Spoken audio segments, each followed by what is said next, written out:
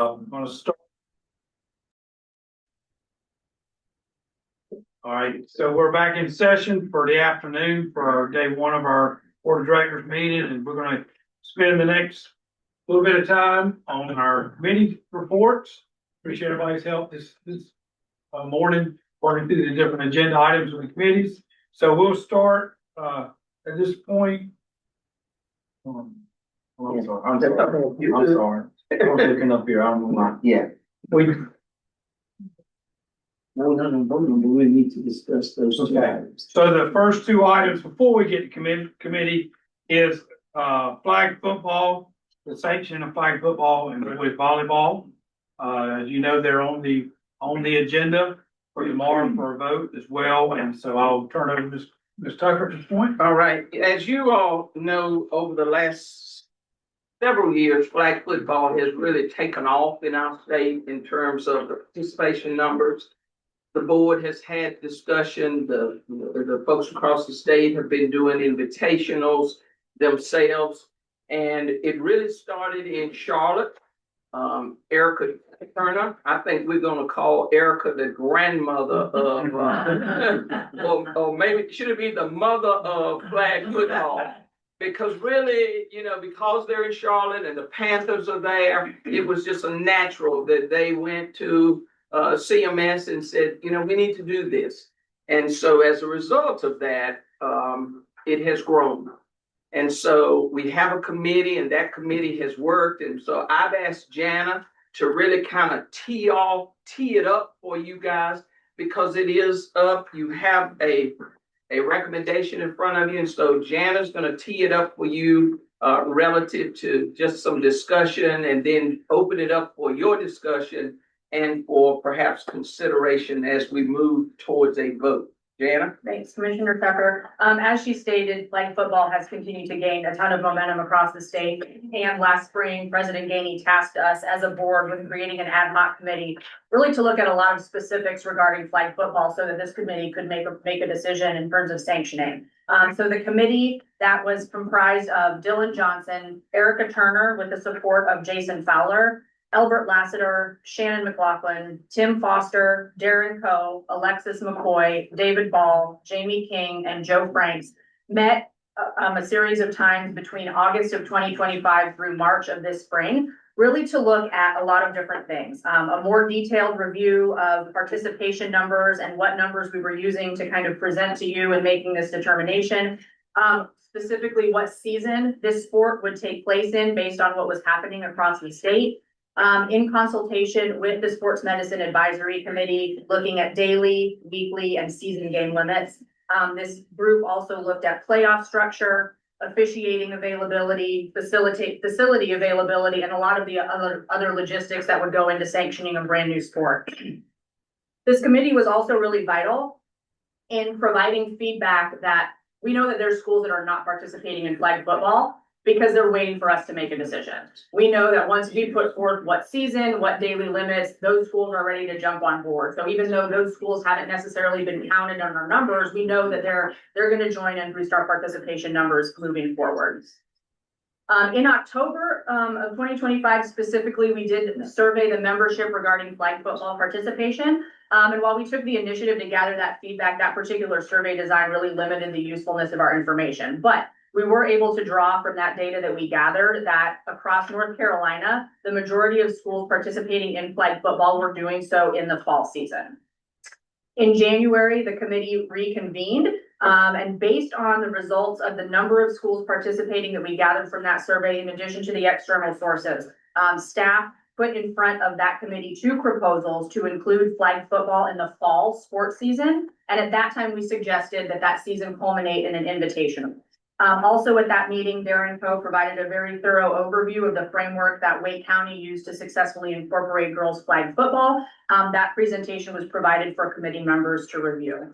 The committee met again in February, and at that time we talked a lot about officiating and officiating availability, and Albert was able to bring back to the committee that regional supervisors were queried in between those two meetings, and it was agreed that they could take on the additional burden of assigning for flag football. Either they or someone in their organization could do that, similar to how they were handling JV football currently.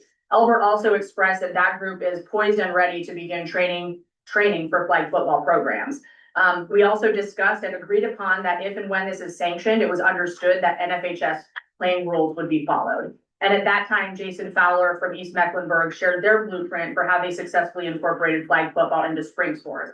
And I think it's important to know that one of the biggest concerns that this committee worked through was the disparity among seasons. We have two really large entities playing in different seasons. But again, based on the majority of the schools playing in the fall, there was enough of a feeling that, okay, once we make this decision, people are going to jump on board, and those that were playing in the spring would be open to playing in the fall, and they would just figure out a way to make it work, because they were indeed that invested in sanctioning the sport.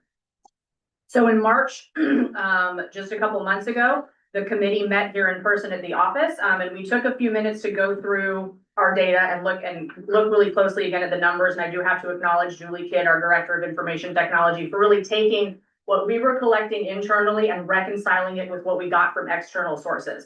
We looked at Dragonfly data, we looked at Panthers data, we looked at Max Preps data, and we looked at school submitted surveys, and that multi-source process really helped us to confirm the consistency and reliability across all of those reported figures. So in March of 2026, we were able to confidently say that in the 24-25 school year, 117 teams out of the then 442 member schools, 26% of the schools were participating in flag football. And then again, based on that same data that was compiled and reviewed and reconciled in this current school year that we're in 2025 and 2026, we were able to confidently say that 135 of the 446 member schools put us at 30% at participation. So based on the numbers that we looked at and that we used and reviewed at that March 26th meeting, we had hit that threshold of 2 consecutive years of 25% of the membership participating in flag football. So as a result of all of that work by the committee, that meeting in March 2026, we also came up with, the committee worked to put together an FAQ for flag football, which was included in the documents that you got. And so that FAQ was one of the deliverables. The main deliverable was the proposal put forth by this committee to sanction flag football as a fall sport starting in the 26-27 school year. The details you all have as part of that proposal, but that is where we're at, and that is what we are opening for discussion. Okay, thank you, Jana. Any comments on that? Thank you for all that information, and board members, you had that in your packet. Appreciate the feedback on the numbers as well. Jana, we're well north for 2 years in a row, flag football for participation. 26%, 30%. So any comments? I'll just say from Charlotte Mecklenburg School standpoint, even though we're playing in the spring, we're poised and ready to play in the fall, beginning 26-27. It won't impact us at all. So we're good. So we have a pretty good consensus to fall with everybody now. And I think probably we're the only ones that's probably playing in the spring. And like I said, we started that just because that was the date that the Panthers gave us when we started. But we are poised and ready to transition to the fall for 26-27. I do have a comment if I could share it. So I certainly never want to deter anybody from playing any sport. But being from mountain, rural, where we have one traditional high school in Jackson County, this is going to create a lot of hurdles. In addition to pulling from other sports that are playing, our football field at Smoky Mountain High School is used for middle school soccer, JV and varsity soccer, middle school football, JV and varsity football, as well as the youth league in our community. And we need that youth league to build our program. So I think that it has to be vocalized that there are a lot of hurdles logistically that this is going to create for some of our smaller districts with only one traditional high school or space, and not just the ones that are around me, Clay and Graham and Swain and such, but even on the East Coast. I also have a concern that this might pull from some of those other sports, volleyball, tennis, but I don't want to deter any student from ever having the opportunity to play. But I do want to acknowledge that this creates a logistical nightmare just for the facilities for me right now. And then moving forward, I'm looking at Brett across here from Macon County. We are always scurrying for officials and refs and gatekeepers and all the things that we need. So I just want to acknowledge that it's going to be really hard for a very small school district to be able to field a team and logistically to work it out so that no one is getting cut from use of any sport. I do think it's important for you to consider the financial piece, and when we had that meeting here in the office, I have always been questioning the ongoing sustainability of the sport. I don't think we ever want to put a sport out there and it not be sustained. Now, we know that the Panthers and every NFL organization across the country gives money, and we don't know how long that money will last. So, and this was a question I asked, and I think we got an answer that day, is that they are prepared. At the time, it was stated that they will give the upfront monies to any new school that comes on board. And then after that, it was going to be a question mark in terms of how the Panthers will continue to provide funding. Now, not that the Panthers were going to pay for everything. I'm not even suggesting that they paid for everything, but just the financial sustainability for our schools. Like Dana said, I mean, we have to think about our rural schools and how will they want to do this? Because you all know that once you put a sport out there, there will be communities, and they perhaps have no business trying to even introduce it in that school, but they'll put pressure on that school because they will want it, and that school will then struggle to be able to provide the sport. So, that for me is just one of the things that, that concerns me. But I think Dr. Gainey did get something from Brian that speaks a little bit to some financial. Yeah, Brian Tyson sent me this text and said, a little while ago, said that share with the board that in conversation that the Carolina Panthers will be providing some funding this coming year, and a new grant opportunity will be announced shortly after sanctioning if it's approved to sanction tomorrow when we take the vote. So there's a little bit of help there. I'm not sure of the funding the coming year. I think it would be for new schools, what I've been reading, or maybe it'd be for more than new schools. I don't know, Janet. Know if you've heard that or not. I spoke to Riley Fields from the Panthers, and it's gonna be on a need basis for those schools who really need it. Mhm. There will be some funding available. They're just not gonna just take their hands off. But to your point, Q, I wanna say, but at the schools that I've been principal at, I couldn't afford lacrosse. And some schools don't have women's wrestling, but it's available if I want it. But I know, and even at the school that I'm interim principal right now, I wouldn't be able to afford lacrosse, and there's not an interest at that school for lacrosse. So it's no different than lacrosse, and maybe girls wrestling is not at every school, even though it's a sanctioned sport, but it's available. And when that time comes, I know that it's available to me in my school if I want. But he did say he will provide some extra funding for those schools who have some concerns about paying for or have a financial need. It will be available. They're still working out the details for that, but it will be available to those. It sounds like there's some kind of new grant opportunity they've not announced yet. Yeah. And they seem very supportive. Every conversation I've had with them or email trading back and forth have been very positive. So, and I agree with you, Erica. And another thing that, whenever you add sports, you also, as a high school principal, have to worry about, it's not just playing game, where to go host games, but you also think about practice facilities too. So there'll be some planning a lot of planning have to be done at the school level, should this be approved, but lacrosse wasn't in early 2000s, lacrosse wasn't what lacrosse is now. Right. Or some of the other sports, girls wrestling. So I think one of my questions is, how long, the schools that have played it the longest, how long have you been playing? This is year 5 for us Year 5. in Siemens. What about around the state? Do we know? Year 3 for the triad area, Greensboro, Wesleyan area, you're saying this will be year 3 coming up. So they've had two seasons. Yes, sir. Okay. Yeah, that's one of the things that when I sit and think about sanctioning sport, getting that percentage is fine.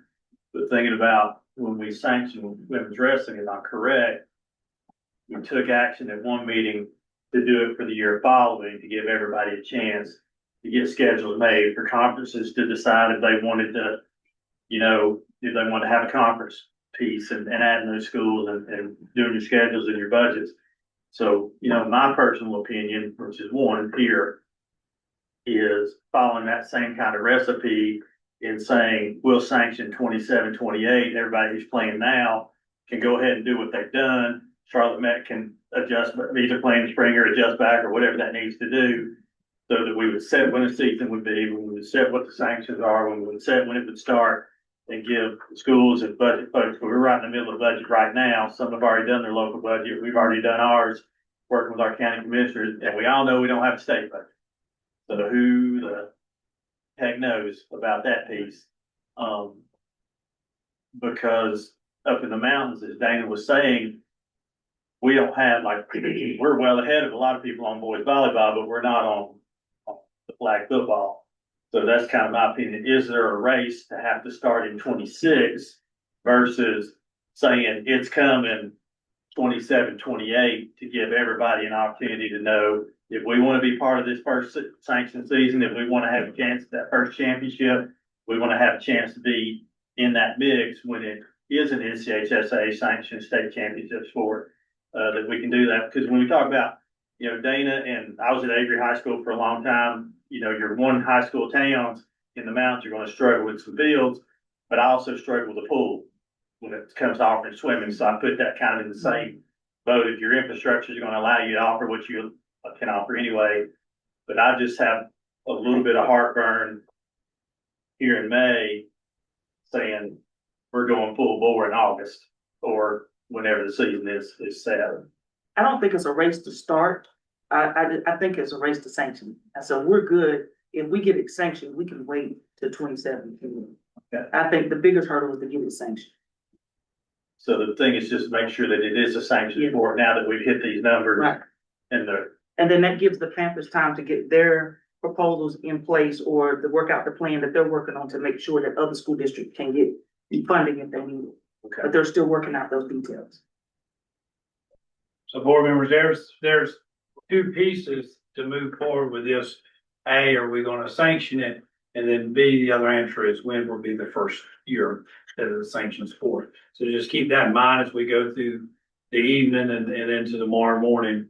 What is the start year for that? Thank you, Erica, for that feedback from somebody who's been involved all this time. I know that it's exciting that it's continuing on, all the work y'all done. Absolutely. But appreciate your sensitivity to other groups that want to, probably gonna want to jump in, but I don't know that they can jump in. We'll just see where it goes. Well, I think personally for me, Dr. Gainey, it would be great to call and lean on Charlotte Met, to call and lean on Cabarrus and go, okay, how did this get started? What are some pitfalls to avoid? What do we need to kind of plan for those first couple of years of getting the programs off the ground? Because I feel like my girls will have an interest, absolutely.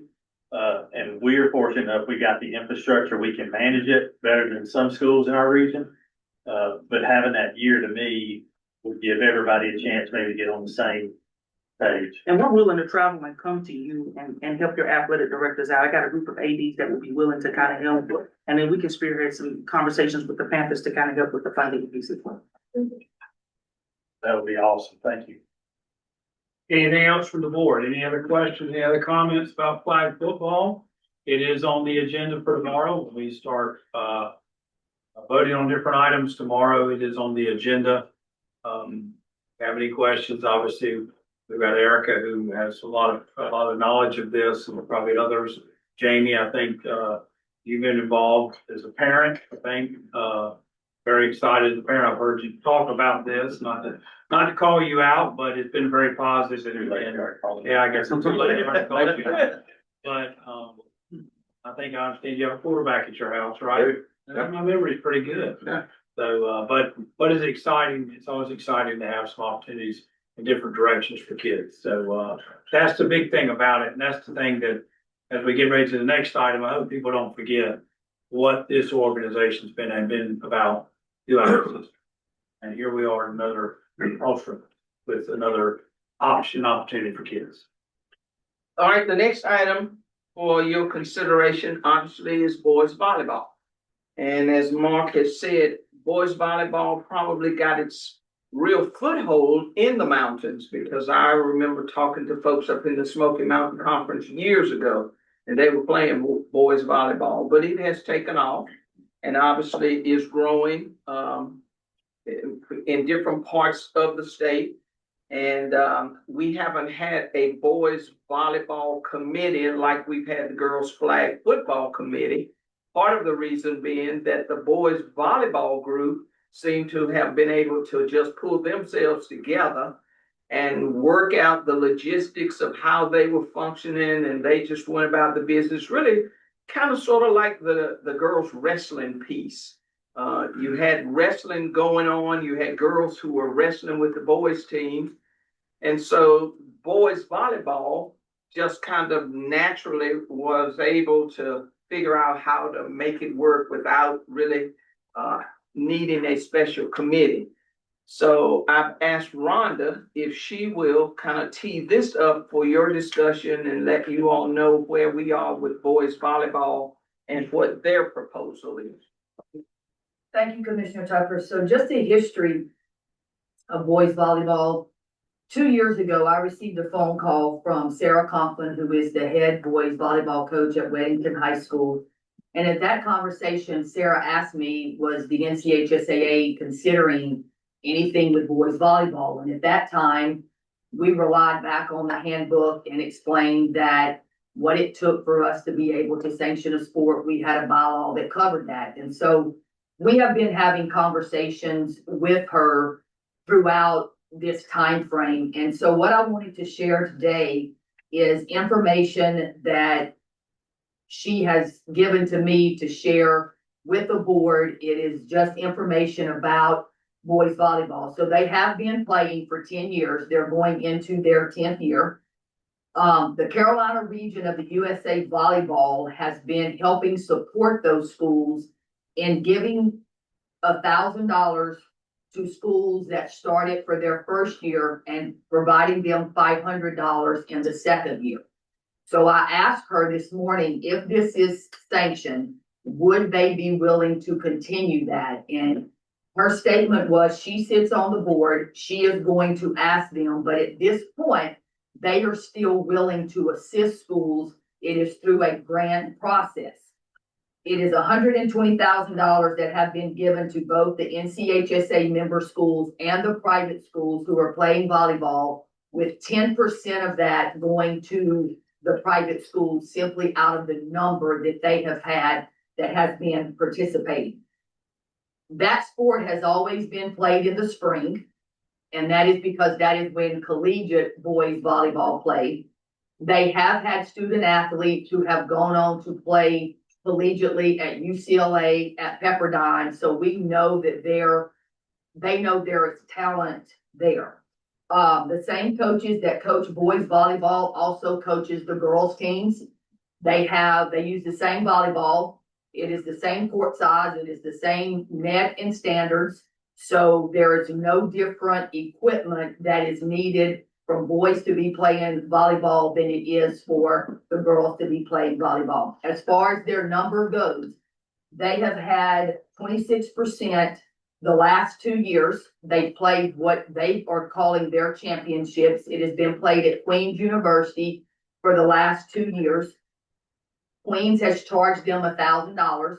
She did inform me that the North Carolina Boys Volleyball Association and the North Carolina Volleyball Coaches Association, should this sport be sanctioned, is going to merge to become one association, and they are going to be willing to cover the facility fee for the state championship should this be sanctioned. And I explained to her that once a sport is sanctioned, and obviously the NCHSAA then takes hold of that, and Sarah fully understood that, but they are still willing to help us with that and whatever that looks like, especially with the finances of that, because they are committed to this becoming a sanctioned sport. This year, they have had 117 that have played. It's been 35 schools in 1A through 4A, 31 in 5A through 6A, 31 in 7A, and 19 in 8A. Their championships this year will be held on May 16th at Queen's University.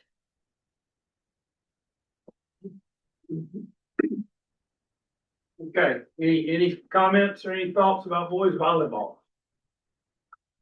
I'll just add, that boys volleyball is just as big as girls flag in Charlotte, so we're ready. We're ready for that too.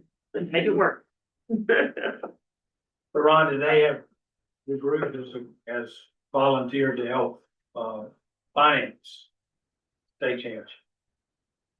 Is that, we got a short window on that or a long window? We know it. From the conversation this morning, right now, I think it is a short window.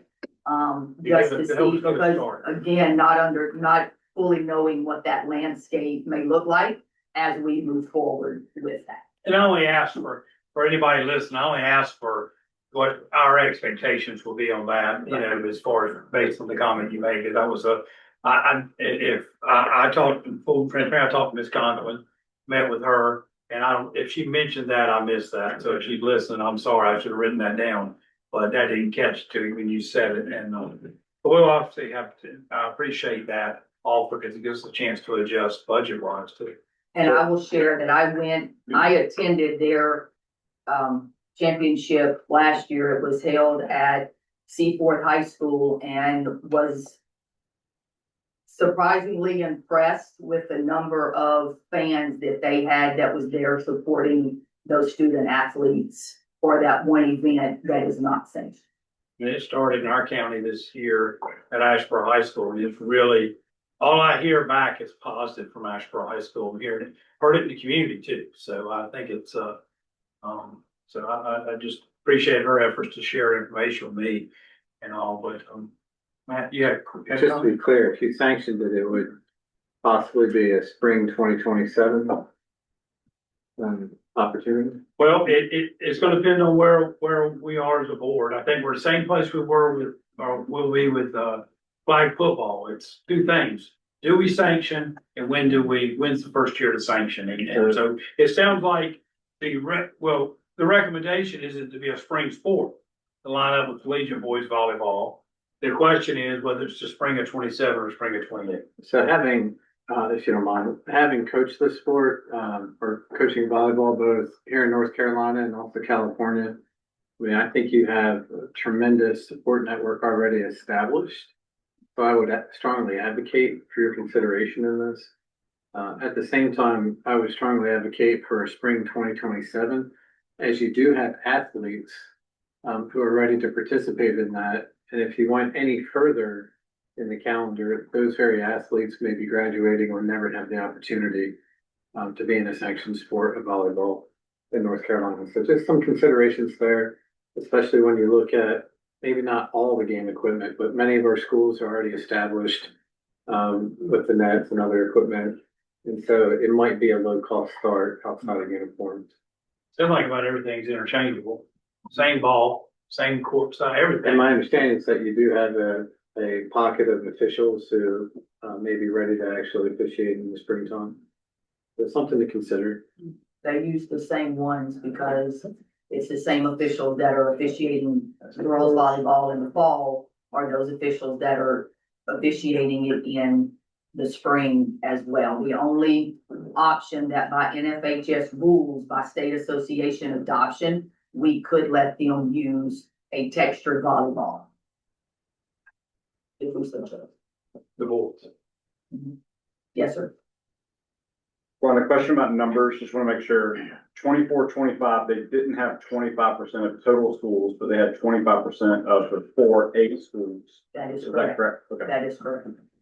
So that was the thing Brian Tyson had brought up before. Right. On one of our meetings this winter was under the old set of rules, they got one of the years as qualification in the new set of rules, which is 25-26 for sanction. Is that correct, Rhonda? Yes, sir. That was the point he brought up one of our last meetings. And I appreciate him pointing that out because that might have fallen through the cracks. Yes. Commissioner, can you talk about how conferences would work if, for example, like West Oaks has lacrosse, but our other conferences, member schools do not have lacrosse, so we go elsewhere. What is the kind of the process thought from this association for, if you're the one-off school in the mountains that has girls flag football, and there's not an ideal conference for them to be in, but they can go on some weekend tournaments, it sounds like. So kind of how do we qualify for playoffs if you're not in a conference? Well, Or- I think what we've always done, historically speaking, is that anytime a school is in a conference and it has no one else or maybe one other school, then as a state staff, we would look to try to place those schools in with the closest group so that they had a conference. Now, keep in mind, that was when participating in the playoffs predicated itself on, we need to be in a conference in order to, not only have a schedule, but then to perhaps qualify. I would guess that that would be one of the things that we would want to do, because even though we have RPI, I, for one, and this is personal opinion, I still value conferences. I think the conference is important. I think conference championships are important. I think crowning, naming all conference teams are important. Your conference player of the year, that's important to me personally. So I would think that there still should be some value in trying to group those schools together. Now, you're right, we could be faced with a situation where you've got, and I'll pick on Watauga since they're not here. Watauga may have to drive a long way to be in a conference with some other schools that play volleyball if they're playing volleyball. Same thing could happen with Smoky Mountain. Smoky Mountain maybe would have to drive a long way, especially if we were trying to keep them in a like-size conference. You might have to drive a distance, but I think it would be important to for the staff to try to help facilitate that.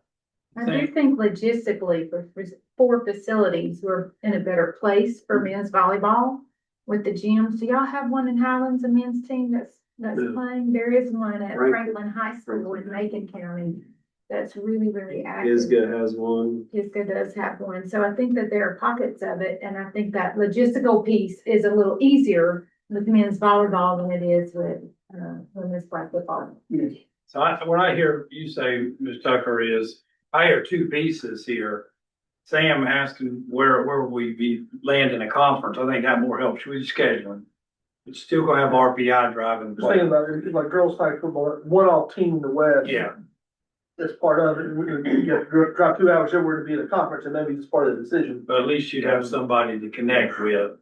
It might help you with scheduling, but then RPI is gonna be the playoff. All right, anything else about men's volleyball? I think again, straight Dr. Cheeseman there and his perspective on that, but once again, the timing of it is one of those things I want to make sure that we do consider for that first championship, much like we've done with some past sports. I don't want anybody to miss out on an opportunity, but I also want to make sure that as we step into this, numbers are solid and we have a really, really good plan as an association. Because I appreciate the volleyball association saying they'll pay, but once we take it, it's ours. And once we put our name on it, it's ours. And it's this association that then has to manage it. That other stuff can be bonus, and that's great. But thinking like in my own personal situation where we're much farther ahead on boys volleyball, and I'm getting full court press from my folks to do it like yesterday. But have to remind them that we got to think about the state as a whole and making sure that first championship season or that first season that we sanctioned is one, successful, two, is high quality because we want it to be first class, and three, have a plan moving forward for whenever that season is, the parameters on the season, the budgeting for it, making sure that, it is maybe a little bit more economically feasible quickly to grow flag football, but I don't see the cost of flag football or the cost of volleyball being my concern. It's about just being ready once we actually put our stamp on it as an association. And I'll add to that, right, Mark, I think where I sit, I want to make sure that we're just holding both sports the same, right? I know that we hear from different groups of people, right? We hear louder from some groups, right? But if we're talking about sanctioning a new sport, then we need to put the confines of whatever we're doing on both sports equally, right? And I just hear conversations that aren't level. And that makes me concerned as an organization, right? That we're holding everybody to that same accountability, whether it's boys volleyball, flag football, whether it's pickleball in 5 years, right? That there's some type of consistency from this group of how we authorize, how we sanction sports. I think Jamie's point is valid because we've been collecting flag football data for long before I even got on this board. And so hearing that comment about they didn't have the numbers 2 years ago and just have had one solid year of numbers is a very valid consideration for this board.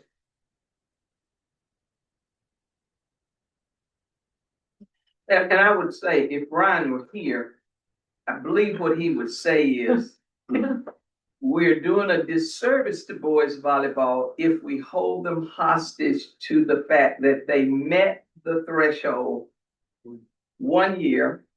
We changed the threshold the next year. So now we're gonna move the goalposts. And so his concern was that if they met it then and they met it now, why can't you marry the two? I don't know that he would have said it that way, but I think that's what he's been trying to convince me of, is that, you know, they had met it then. And so now it just would seem to him and to the thinking of the volleyball people that they ought to at least be married together. And I also, you know, I think, you know, equal is equal, but equity is also plays a part in this as well. So I don't think we have to do the same thing for both of them, but we have to be equitable as we're thinking about it. No, but I think the way I'm looking at this, Commissioner Tucker, and I would tell anybody the same thing is, I'm not concerned about the sanction, and just because you've met the numbers doesn't mean you're automatically sanctioned. It's about when do we sanction and when do we start it, is more my concern. Right. I don't feel like I'm holding them to any different standard than flag football, or I came from a county that had bass fishing, you know, so that may come up at some point too, because some states have it. And watch out for the West if y'all ever start bass fishing. But just knowing that, it's time to be ready. And an understanding of this is where we set the standard and this is the goal line, and everybody knows, because an oh, by the way, in May to start in August, and an oh, by the way, in May to start in March, it's kind of the same thing. You're in that next fiscal year, you're in that next school year, you're in that next planning year. So my whole deal is, much like Jamie is saying, if we say we're sanctioning and gunning for girls football in the fall or volleyball, then volleyball ought to be in that same conversation, or vice versa. So, you know, my reticence is not to sanction. My reticence is making sure that every school has an equitable chance to be ready to play that first NCHSAA sanction season. We're not saying boys volleyball can't continue or girls flag can't continue. We're not saying that those kids don't have a chance to do a championship through their own kind of club status or whatever it is. Looks like girls wrestling did for I don't know how many years. But I know that we had a really good plan for girls wrestling and it worked really well. And I don't want to get too far out over our skis trying to appease one group or the other, or not appease one group or the other. That's what our board is charged with, is timing is as much about this with me as anything else. Right. And doing it right when we start, doing it right to make sure it's a great experience for kids in both sports, that if they both are sanctioned, then give those opportunities. And I know that, this conversation about the qualifying with the data, I just tell you, I don't know how you can hold men's volleyball back because they qualified under one set of rules 1 year and then next year they qualify. I don't know how you can hold that back, but that will come up with that's to each as we work on this tomorrow. We bring a motion. I'm fully comfortable with And I appreciate Brian Tyson bringing that up because that caught my attention and I understand, Jamie, I appreciate your feedback too. And we are where we are now. And what do we do moving forward? And tomorrow's a big step. So. And these are good problems to have, folks. I mean, you think about expanding opportunities for kids, this is a good problem to have. And I applaud those groups that came out with boys volleyball and pioneered that and girls football and pioneered that. That this is even a discussion that wouldn't have been here 5 years ago, 10 years ago, wasn't even on the horizon when I was a high school principal. So this is an outstanding thing to show the progress that's happening in our state for kids. And again, it goes back to what this organization's about. It's about kids, about we're supposed to be monitoring students' interest for where the future goes. And I think this is a great example. Appreciate both staff members with your presentations today and, board members, anything else before we move into our? I want it noted that Q noted that the West was not 10 years behind on something. We're kind of in the same century as everybody else. I also want to note that Mark Garrett mentioned bass fishing is next. So I don't know. Bowling. I don't know which group's gonna provide the boats and the motors, but oh well. We got that. We got that covered. Oh, that's right. You only do that in the east. Y'all don't. We got it Okay. covered. All right.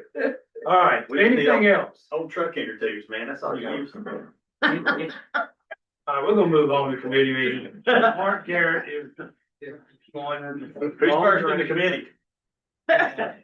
This is Mark. Oh, Let me just. okay, hold on a second. Ms. Tucker's got something, so Mark can calm down a little bit. I don't know if y'all noticed, he got all stirred up. And he's the first committee. Bass fishing. Now we gotta listen to him. Jeff, I put this on the agenda, thinking ahead, the winter meeting alignment requests. As you know, the bylaws state that at the midpoint of any 4-year alignment is when you hear the requests from the membership in terms of changing class or changing conferences.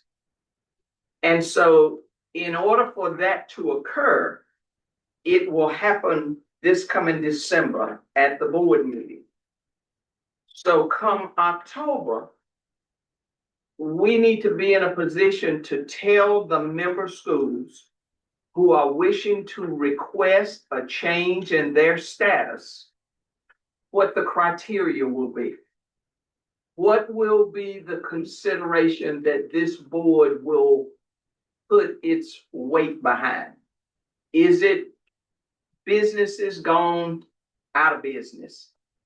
Is it a drop in enrollment or your ADM number, but it's based on a certain set of criteria?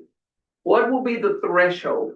Because I think if you go into that meeting and you don't have some kind of framework, that won't be good.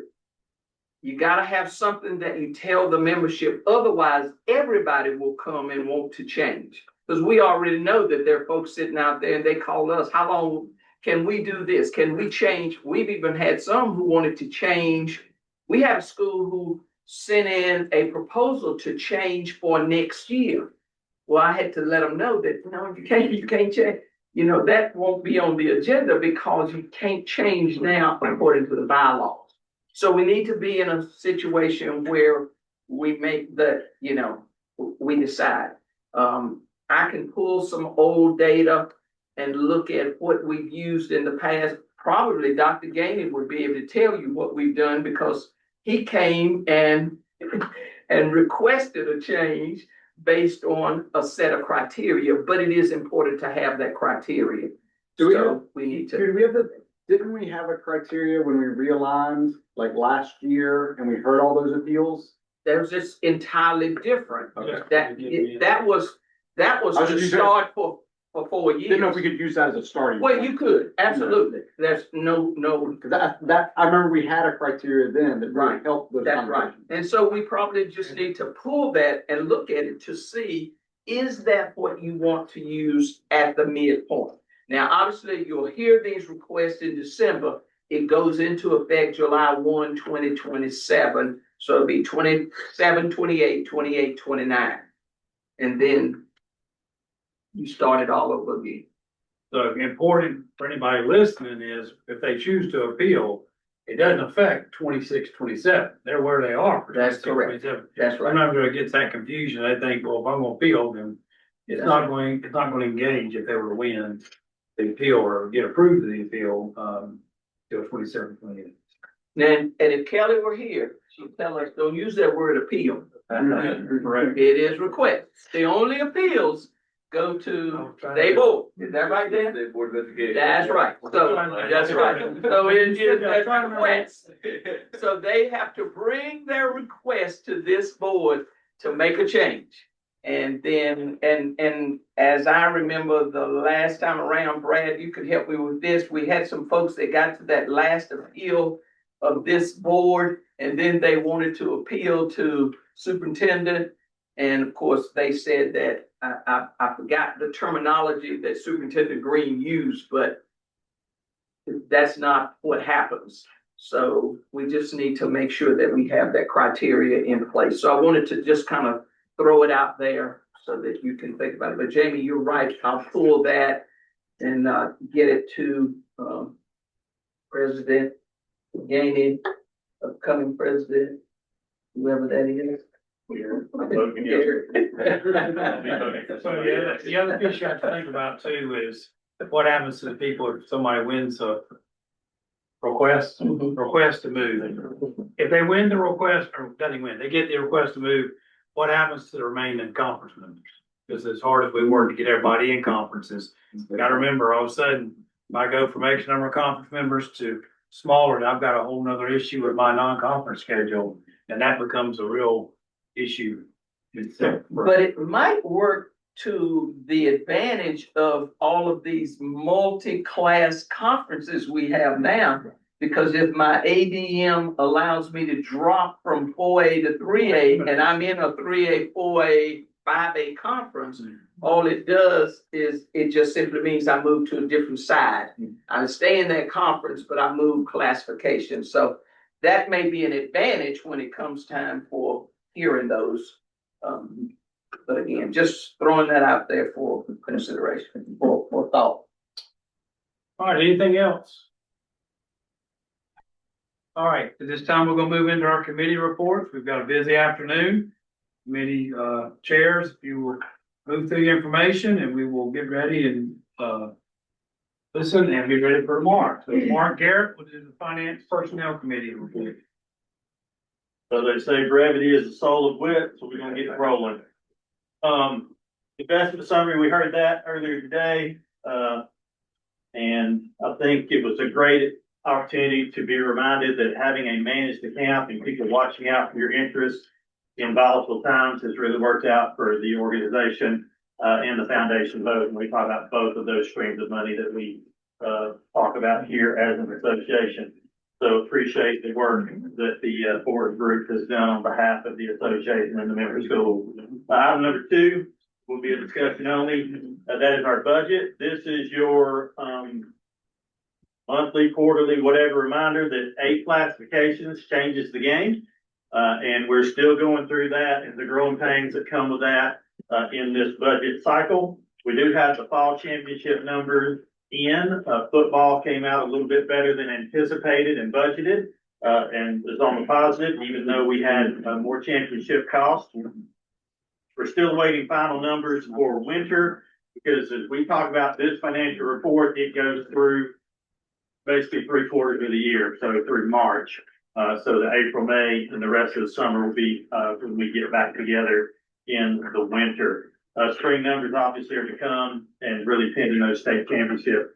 So when we think about the 8 classifications, I think it's really easy to start making assumptions, but I would caution anybody from doing that, because we've got to ride the tide for a full year and really a couple of years to see where that puts us as an association budget wise, both on revenue and expenses, versus what we have experienced through all of the years where we were split into 4 classifications. But bottom line up front here, 75% through the fiscal year, and the budget is tracking right along with what you would want to see for your 75% point on the budget year, whether we're talking about expenditures, budgeted items, personnel, all of the different things that go with that, utilities, everything that goes into this budget. So really appreciate the staff, keeping a watch on the bottom line there.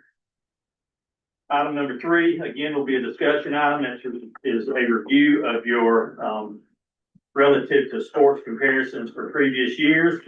Again, we capped that with previous years are really an apples to orange, comp, but as you see in the information that, Tavares shared out, the individual sports reports so far are there. Now, you will see some of your winter numbers reflected in that report that aren't on the full budget yet, because again, the majority of that money is there, but Tavares and staff are still putting together the final pieces that will go, and report on the balance sheet, on the, budget side of things as far as the planning. So we are net positive at this point, with our championships, which again is a good thing considering the additional, expenses that are going through there. Any questions on that piece? Mark, can I ask a question? So this one that looks at the yearly, right, of each sport, the state championship expenses are slightly above this year than last year, but it's because we haven't had all of the costs in here yet. So at the year end, that line item will go up because the baseball, softball, all those state championships. Correct. Okay. So you're missing that. So on the budget side, we budgeted what we think that revenue is going to be and those expenditures are going to be, but you won't know until all the shoe drops. So really, I think for this board's consideration, next winter's meeting is going to be really crucial for us to look into that budget item by item by item. And then again, for this board moving forward over the next couple of years, doing that each December so that you can really compare those fiscal years and make a better determination on what your budget baselines are going to be for 28, 29, 29, 30, 31, 32, all of those things moving out front. And I think it's also good to always report when we have the opportunity. The A classification was voted on by the member schools. So this is something that was requested, and we got to have patience to work through the logistics of not only just delivering an A classification championship year, but the funding of it, the budgeting of it, and knowing where we're going to be over the next several fiscal years. Anything else on item number 3? Item number 4, review the cash ticket option during playoff events. So, from a logistical standpoint, we know that that can add an extra step for work and the time to process those cash things that are coming in from the championships. And the staff is working on the logistics of that and making that function as well as they can. But, anecdotally, they were surprised that as many people took advantage of the cash option at championships as they do, which to me means that was a good move to move toward that cash option. I was one of the ones who I think I've long advocated for that just because 1, it's a legal tender, and 2, a lot of your folks who show up on Friday nights or have cash in their wallet and they don't want to buy things ahead of time. They don't even, I've got parents that don't fool with the online world. And I mean, I'm talking like my parents, not just parents in my community. So, really feel like that has been a good move for the association, although we know it adds a layer there. And you've got to think about the financial implications of receiving that money and making sure it's correct and the totals. But when somebody walks up and wants to come into your game, you need to be able to take them in. And that cash option has been something to get more folks attending. Also, it spreads a little bit more goodwill in your community. I can tell you that when you don't turn somebody away or have a big discussion point on why you don't take cash when the gas station takes cash and, you know, every store will take cash or most of them. Anything on that piece? Along with that, the senior Tar Heel card. So this has been a discount card from its inception. You know, when you talk about with DHHS and where this card lives and breathes, this is not just a NCHSAA card. This is not a high school gives it to you card. This is through the Department of Health and Human Services, and the eligibility they manage and the, you know, the distribution they manage from their world. But from its inception, it was a discount card. It was not a get in everywhere free or 100% off card. That being said, for over 30 years, this organization has allowed that card to be used for playoffs and has mandated that card be accepted for playoff entry, not as a discount, but actually for that person presenting the card with an ID to be able to get into that playoff game. So we need our member schools, one, to remember that during playoff time, that is not an option. That is something that has been around for 30 plus years. Now it is up to the local member school as to what happens with that Tar Heel discount card, senior Tar Heel card, regular season. So some schools may allow a person to enter on that card. Some schools may say $2 off a ticket. Some schools may say half off. Some schools may say buy one, get one. That's the member school's prerogative until you get to playoffs. So for folks who are listening out there in public, one, let's remember what this card was initially supposed to do, which is a discount. The association 30 plus years ago said we will accept it at playoffs. And it is up to the member schools on how that is managed during the regular season. Anything else on the Tar Heel card? All right, moving to item number 6. Everything up to this point has been a discussion item. We will bring this next item to the board for consideration for action. And this is our current 5-year contract with Field Properties Group, or TPG, as they are lovingly referred to around here, is up for renewal for them to continue serving as the new partnership development arm. So basically our marketing arm out there and working on those development deals that go towards supporting our state championships and those sponsorships that go along with it. So we're coming to the end of a 5-year contract. So up for consideration is remain with TPG for another 5-year contract, or there's also an option to opt into a 10-year contract. So what we will bring tomorrow to you for consideration is the 5-year contract will be very similar to what you have now. If we do opt into a 10-year contract, there's an opportunity for an additional $650,000 worth of revenue over the next 10 years. So that would be bonus revenue just because of locking in for a 10-year deal. So what that would go to, the 50-50 split would remain on new business development. But the 150 would be $450,000 over the next 3 years that would come in if you do a 10-year piece, and an extra $20,000 a year on your other functions of revenue that we do with TPG. So for a total of $650,000. So 5 years would be very similar to what we have and not exactly what we have now. But a 10-year commitment would have an opportunity for this organization to reap a $650,000 bonus over that time period. And that will be an action item. So any questions about that?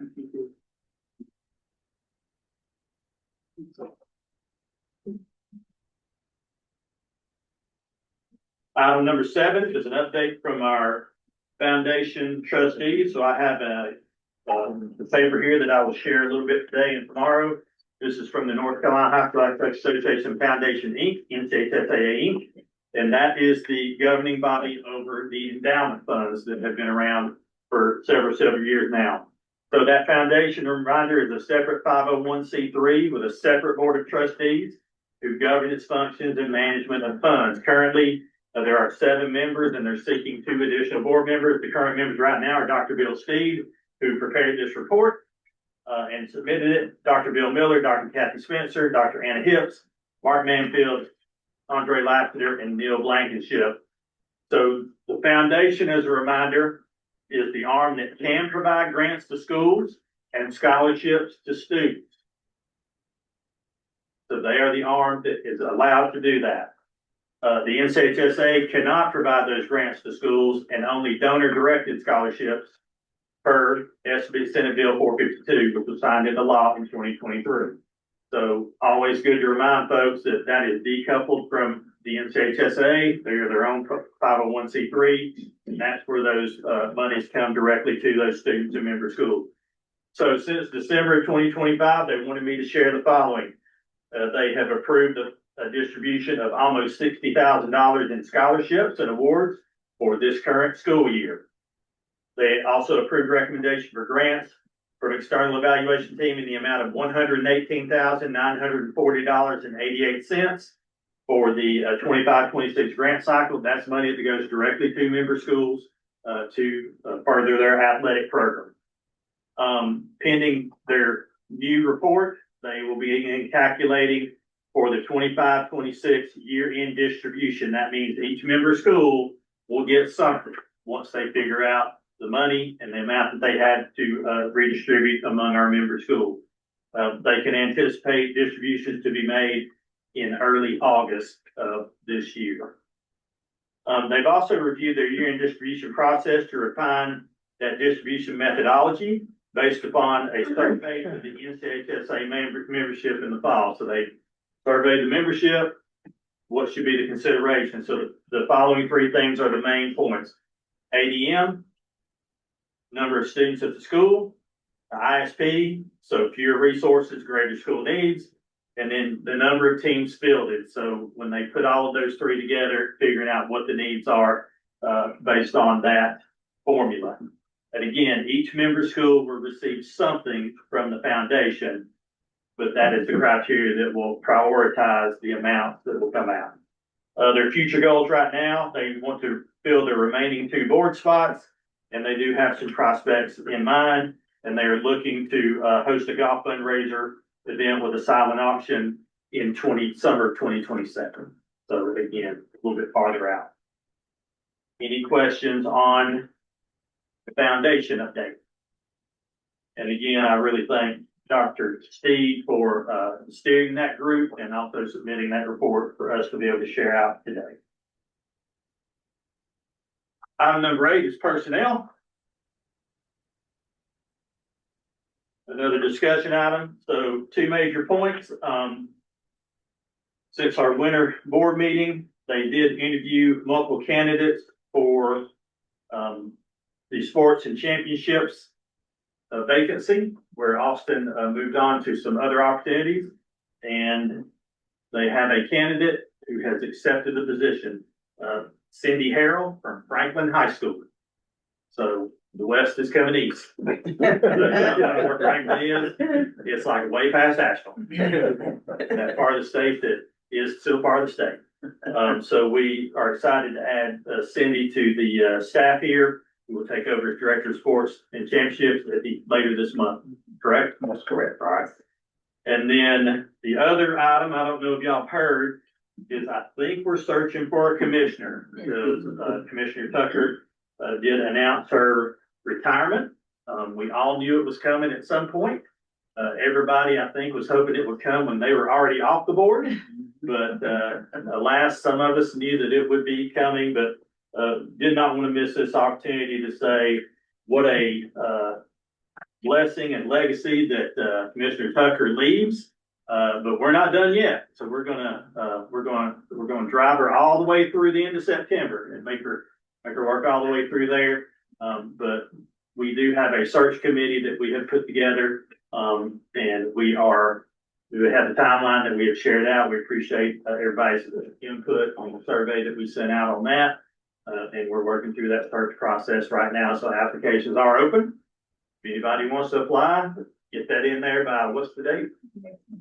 You got till May 17th, so you better get to writing. Get those submitted. Those are going to a third party. Once that deadline is passed is when we will start to review at the search committee those applications, look at that first round, and then a second round, finalist round, will be when the full board will gather and do those interviews and look to make that selection. We know that's not an easy process, but we know that we want to take the time to really get it right, because right is better than right now. So that's why we want to give plenty of time to work through that. And the way that I like to say it is, we're not looking for Hugh Tucker, because you're not going to find one. You're looking for who can lead this organization next. So always building upon those folks who have brought the organization to where it is, along with the staff. So that is what we will seek to do. And then one final thing that's not on here that I thought I would update a little bit for the membership who's listening and also listening tomorrow, balls. So the balls that will be in use for the 26-27 season, those contracts are being finalized now. As you know, we had our opportunity to weigh in as a board a couple of months or about a month ago and provide that feedback. And so we have done that. The staff will notify. So listen, everybody out there in radio land and online land, the staff will notify schools when they are complete. A reminder that these ball contracts are for the playoff ranks when the NCHSAA provides the balls. We're not mandating regular season. We do not do that. What we are doing is what balls will be used in the playoffs and the rounds where the association provides those balls. So a little additional item for information that I wanted to make sure I shared with this board today, and we'll also share for anybody tomorrow, and I'm sure on the online meeting on Thursday, just to know that it's coming. Mr. Chairman, that is my quick report. Unless anyone has any questions. Anyone have any questions for Mark regarding the finance and personnel report? If not, next up we have Sam Jones, who will bring the policy committee report. I appreciate the committee to help work. I'll give you your flowers tomorrow when we got a bigger audience. We have quite a bit to discuss. I'll try to be as concise and clear. Just forewarning, there'll be a lot of changes, so I will read here first, and then I will kind of read what we thought should come out of the committee, to try to keep it as organized as possible. Certainly, I'd like to thank the committee people, and certainly this Jen was great in keeping us organized today. So number one was an item that we actually discussed back in the winter. It's not going to come out of committee. The hurdles that we see for that is you remember, I think this report we just talked about 7-on-7s and scrimmages, or not scrimmages, but workouts, even like in colleges or certain camps where shoulder pads are required. We discussed just requiring an athletic trainer or a first responder. Anytime a shoulder pad is being used, we didn't know what type of equity issues as trainers are very, they're different district across the state, where some schools have full-time, some are piecing together. So discussion item, and we are going to work, smash the work with football coaches, hopefully get their input. I think everybody philosophically is in agreement of we got to have some type of expectation for player safety, and we have those already in place. But how do we get it? How do we make it better? How do we improve, but also not take opportunities away from kids? And so they'll continue that work to figure out how we can move forward. So that's not for our committee. So is it tabled or is it just going away? Table Say with it's tabled. the recommendation to seek a joint or table, and we are going to seek a joint recommendation between the SMAC and the Football Coaches Association. Yes.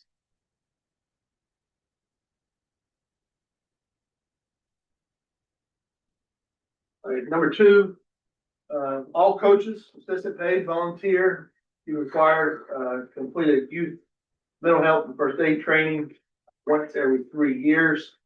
Options will be provided for that requirement. So some adjustments to that is looking at head coaches, all head coaches, for that expectation. Essentially, all they will read what we are going to propose is all head coaches shall be required to complete a youth mental health first aid training program once every 3 years. Options will be provided for satisfying the requirement through the NCHSAA Learn Coaching Mental Wellness. That is free.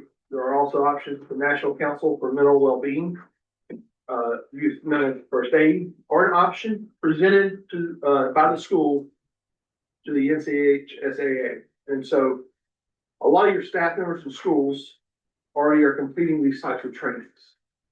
And so, we submit those. If your head volleyball coach is also a teacher and is getting that training,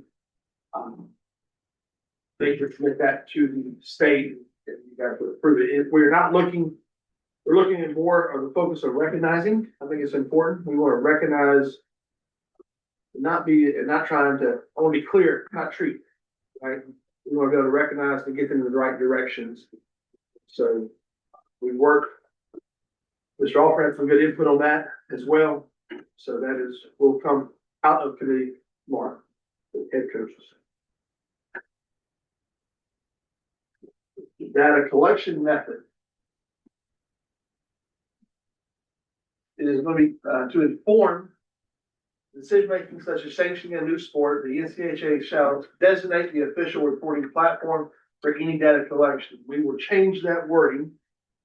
It says to inform decision-making such as sanctioning a new sport. The NCHSAA will provide the official data. That will make sure the data is reflected accurately to the board. So what we don't want to do is say you've got to use Dragonfly if we're starting to sanction like football or volleyball. We will pull as many data sources together. However, this board will essentially listen to what the staff says. So the staff will organize the data. And that way we don't have, as we had in the past, the Carolina Panthers giving their numbers and then another organization giving their numbers. So all these groups have to come through the High School Athletic Association. Essentially all we're saying. And it's just to keep it organized. Hey, Brett, in the same class, because, on the going forward, you did say head coaches, right? Yes. Just head coaches, so we're taking all those other groups out. Yes. Sorry. So, you help me again with number 3? So the board will respond to numbers that the staff provide. The staff, you may collect your numbers from the flag football numbers have been a hot topic, right? And so we don't want, if the Carolina Panthers are giving their data, and then we're doing a survey and we have other data, it's basically telling us that the staff will organize the numbers, and that's what the board of the record will listen to. Because there's a lot of voices out there that are sharing a lot of different numbers. So who will we, essentially staff's going to be challenged to organize it. If we get on a platform, we're going to limit it. Like if we would have told everybody to play football only through Dragonfly, I don't know that we would have gotten the numbers. And so that was the fear of it. Go ahead and say a specific platform. And we talked about this for quite a bit. So I welcome the conversation about it. Especially just trying to tell people, if you were looking to add a sport, you need to be working with the High School Athletic Association to make sure they got accurate numbers. That's the purpose behind it. Number 4. All this will come for a vote tomorrow with the approval of the optional use of the backstroke legend in accordance with the NCHSAA allowance. So, this is optional, so if you have that or would like to implement it, you can do it. Number 5 will also come out as is. They require the judging for indoor diving course in NCHS learned for all diving judges, officials on an annual basis. This actually came out of the advisory group and regional supervisors. So where they are judging, they feel that the training is needed for that kind of annual training to ensure the best they can do. Number 6 also comes from the swimming diving advisory group. It will come out of committee for vote.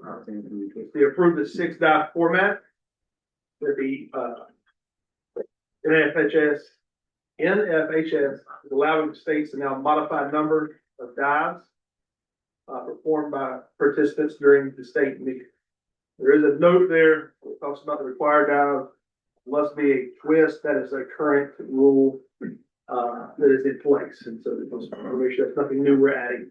And then the thought behind this was to be able to allow more participants. And this comes from the swimming and diving advisory group.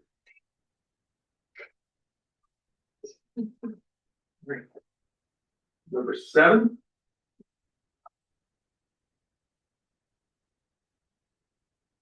It's not come out of committee.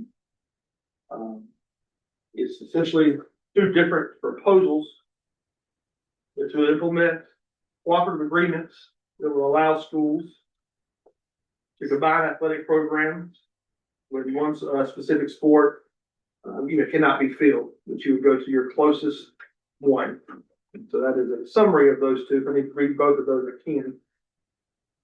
The issues, we talked about this as well in the winter. Is some legislation, the MOU questions, some ADM questions.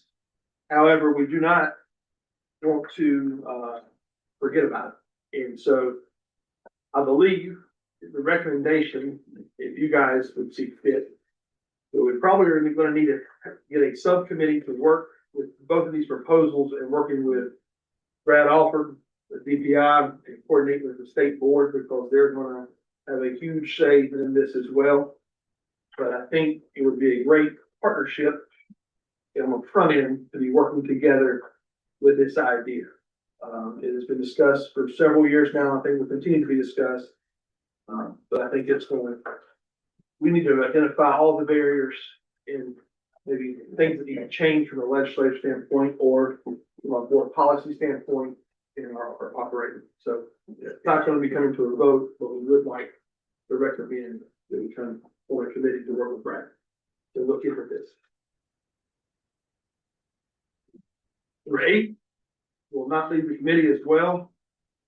If the enhancements included, the unweighted team GPA raised to 3.2, it's currently at 3.1, takes into account total performance that commensurates the DPI scale for 3.2 or 4.0 GPA. And it's also to clarify language concerning homeschool students, athlete participation in scholar athlete program. We just didn't feel it was needed for a change or to change, make any of those changes. And the homeschool transfers in, we still recognize their credits. So for graduation, so not feeling that it was appropriate not to count them for this. So nothing will change with that. All right, number 9. It was recommended or brought to us as far as enhancements for points being awarded if a school or individual remains objection free. District points being for Wells Fargo to allow the team scholar athlete distinction to count towards state cup points, and then to clarify language that pertains to wrestling. The first 2 bullets will not leave committee. We will strike those out. Essentially, we wanted to make sure we keep the Wells Fargo, of course, the competition. We started discussing how a judgment call in soccer, but also gives you 5. It's a 5-point difference, and that's what the difference is between finish first or second and third. You may have been 45 or 50 points, I think they said, for our championship, and 45 for second place. And so what we don't want is the unintended consequence of a Wells Fargo finalist in a tight race to be determined by potential call to the ejection. We do know that it is important that we need to focus on the ejection and try to continue to motivate people for being ejection free. But so those unintended consequences why that did not come out. And the same go with the scholar athletes, making sure that all students have the opportunity treated somewhat equitably when it comes to team GPAs and getting bonus points for Wells Fargo. Just did not feel that that was the right way to reward teams. And so those 2 are gone. Wrestling.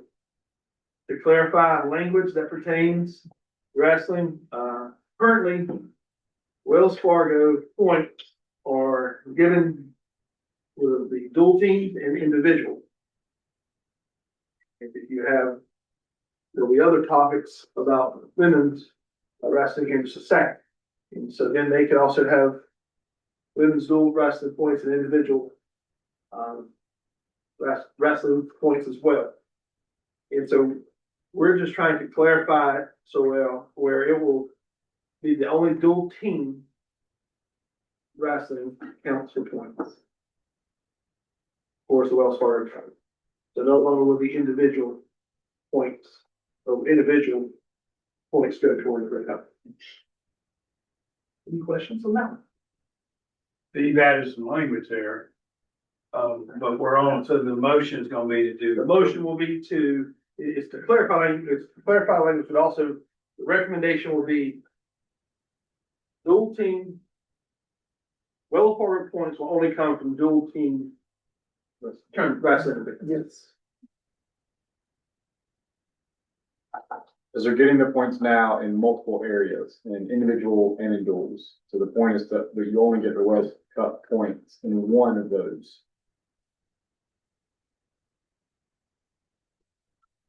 So the team Wells Fargo Cup points will come from the team tournament, Yes, not the individual tournament. yes. Okay, Because the individual tournament also crowns a team in an individual tournament. That's correct. So that's what we with that. We'll let our great attorney come here and assist us for number 10. I'll let you just take over and explain a lot of this. So kind. I don't have to be over there for any video purposes, do I? Or, Come on. all right, I can do it from here. I'm good with standing. So the first change that's going to be recommended is just an application note, to the felony rule requirements. And the change is to clarify that, an adjudication of delinquency is not a felony conviction for purposes of the rule. So the rule includes essentially, if you are convicted of a felony, you would then be disqualified from participating. And so this just includes in an application note that delinquency is not included in pretty much defining conviction. So there's been some litigation over what conviction means, what guilt means. There's more of that to come later, but this is just defining that. So I don't know if there's any questions about that. We'll move on to the second one. So this is in section 3.3.12. And so this is just clarifying here, well, this will actually be a change to what's in the handbook, but it's saying that the following academic year as opposed to calendar year, just so it's clear that if something happens right now, you are not waiting until September of 2027 to essentially bring that claim. And then section 3.4.2, which is where we had a little bit more of the conversation. There's two changes to this rule, but this is essentially the changes that are being proposed, at least, are the changes to the grievance procedures for referees and officials. And so the grievance procedures are in 9 and 10. As you'll note, there's about and then we'll get to the language. Right there. Hold right there. Yeah, so 9 is, we're recommending it actually be removed, because it's a little bit duplicative at this point. And then 10, we are suggesting it be modified, and the reason we're suggesting it to be modified is right now there are 5 separate appeals processes for grievances from an official, which is quite a lot, and considering all the other various appellate rights that parties may have. So we're recommending that it essentially be changed, and I think now we can go down to the new language.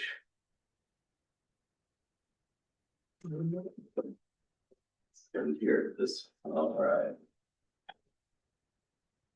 So essentially, an official wishing to challenge a penalty, it would first go to the regional supervisors panel, and then following, to the extent that the official is still aggrieved or believes that they have an adverse decision, it can then be appealed within 5 days to the North Carolina High School Athletic Association. At that point, it is determined to be a final determination. So cut it down from 5 to just 2. And I think that there was one other proposal, and it was to include examples in 26, which is the penalty list. And the examples that were proposed were hazing and bullying. The determination was to not include those examples just because, it's somewhat difficult for the North Carolina High School Athletic Association to get involved in those, I guess, proceedings from and instead leave it to the schools to essentially administer those types of proceedings. But at the same time, still leave the penalty provision there for enforcement to the extent that it rises up to the North Carolina High School Athletic Association. And you want to explain a little bit more? Yeah, I'm just before that is, to be clear, not that we're against the penalty. Member schools have got to also remember that the consequences greater than what the association. So we hold the standard, for what we allow. My concern was, hazing and bullying, oftentimes how a victim interprets things, and it's also how things are applied. And so the association, the ability to investigate a bullying incident in some cases, where the LEA and the principal would. And so if we investigate it, and we handle it, and we say it is a bullying, then it would still give you guys the ability to get consequences. But it would not, people would not come to you of saying, I think it's a school issue. They can't come to you and say, Dr. Jones, who's scared, is bullying Dr. Jones. I do. You would call this, you would call the school and say, this is the claim, they need to handle it and be the determining factor. I don't know that the association needs to get into the weeds and make those determinations. I don't think, well, I'm just gonna jump in and say, we put this in here because we had a specific request. Okay. And it was about bullying and where would that fall in our penalty section? And so it would fall under conduct and unsporting behavior inconsistent with a wholesome athletic program. And it would be, the school would have reported that that it was bullying or it was hazing. So that would be, if me as a commissioner, I'm levying that penalty. That's where the school is gonna help, has already told us that this is a violation, it was hazing, or it was bullying, or it was putting a firecracker in the mailbox, whatever. So that's where I would take it, because we don't have a specific penalty that says if you are hazed, Right. then you are suspended. So that was why we just simply were thinking, well, maybe we just need to give an example of what conduct and unsporting behavior inconsistent with the wholesome athletic program. Here's an example of what it could be. Now, if you don't want to do hazing or bullying, it could be something else, but that was the request, Karen. No, it was an attorney that called our office Yeah. because they had found an incident of hazing. And they acknowledged that. They didn't know what the penalty was because they couldn't find it in our handbook, in the penalty code. Yeah, so we talked about this, right? So if you Google in the handbook, if you Google the word hazing, it comes up, there's a specific, right, rule that talks about hazing. There's no specific rule that talks about bullying. I know I brought up the concern of why are we only labeling those two in this one?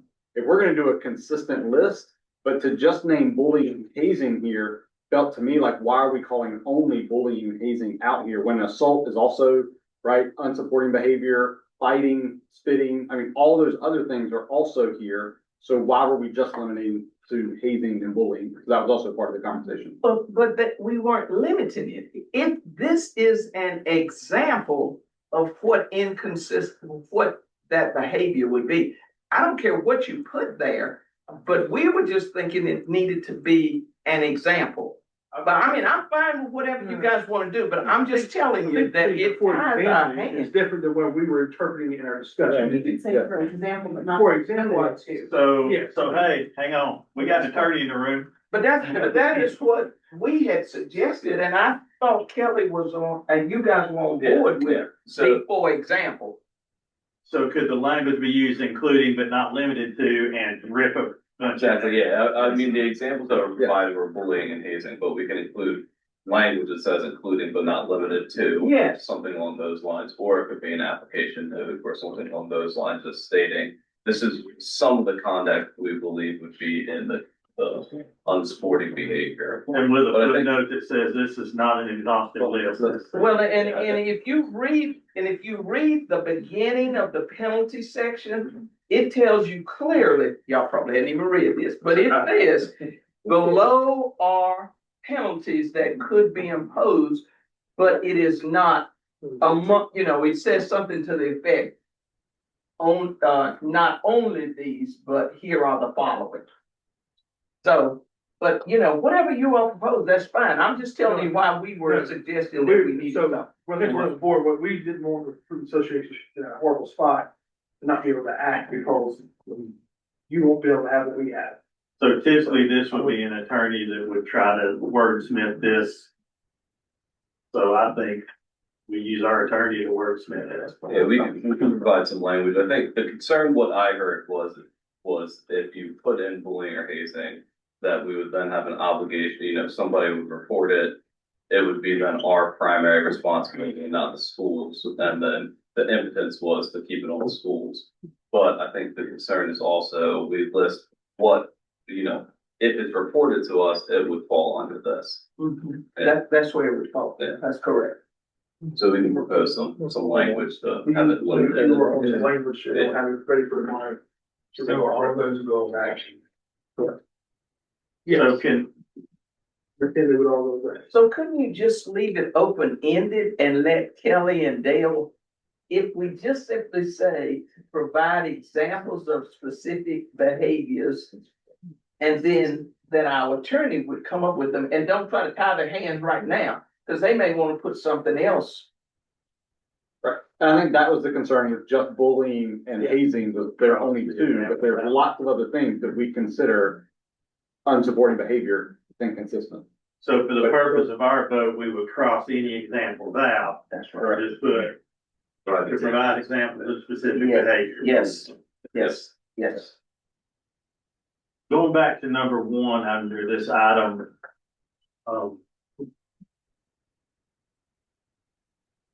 in the penalty piece, can you give some examples on the differences, operationalize kind of where it is now to where the committee has worked on trying to place it for the clarity? Yeah, so effectively, it's different between what a conviction for a felony is and adjudication of delinquency. The conviction is when it's moved up to like an adult felony conviction, as opposed to the delinquency, but it's not finding of actual guilt. So that's the distinction that they want to make. It's just, it has to be a finding of guilt or, a plea of guilty, something along those lines that would constitute the disqualification. So that's why it's clarifying that the delinquency or the adjudication of delinquency would not fall under the disqualification level.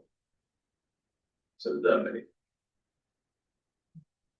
I have a very specific example I want to ask you. We can. great. We have probably give you a legal update that we can potentially do it. And Yeah. Perfect. Yeah. Good on that? Number 10. What, back to the board?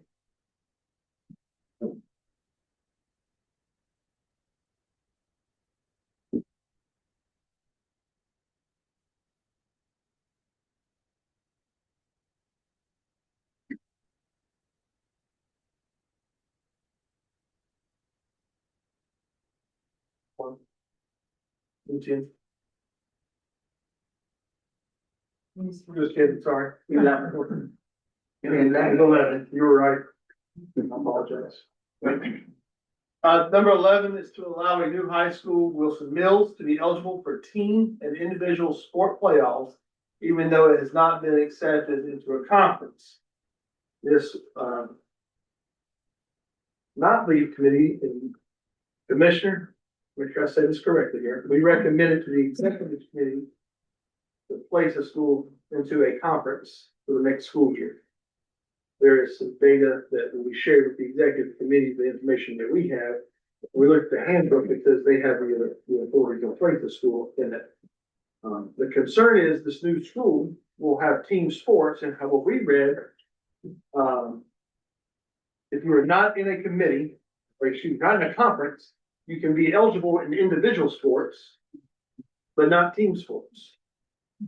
And so they have asked two conferences, and have been, one was close. One was, I think, a 3-4. The other one was a 0-6, I think. And so they have asked and requested, have been denied. But there are conferences around them, with similar size that they could go into. So our recommendation is to get the executive committee to work through that. In section 3.1.2, we found verbiage that says the executive committee shall have the authority to require a conference to accept a school into its membership where it's impractical for that school to belong to another conference. So based on that line in the handbook, we recommend that it goes to the executive committee to make a decision for the 27 or for the 26-27 school year. Wasn't some of the verbiage in there about contracts, no contracts, and the school is not playing varsity football, which is based on a sport that we contract. This would be a 1 year, essentially it'd be 1 year, because then you would have the mid-year alignment, and they don't have varsity football next year. So for example, girls volleyball, if they qualify for the state, they would have the opportunity to participate in the state championships. That's why being in a conference matters.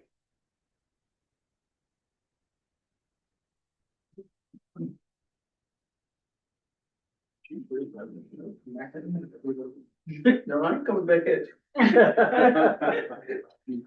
I'm gonna wait on Kelly and Dale to give us guidance on this. Not yes, that is not coming out of conform to another one. All right, number 12. Is going to read for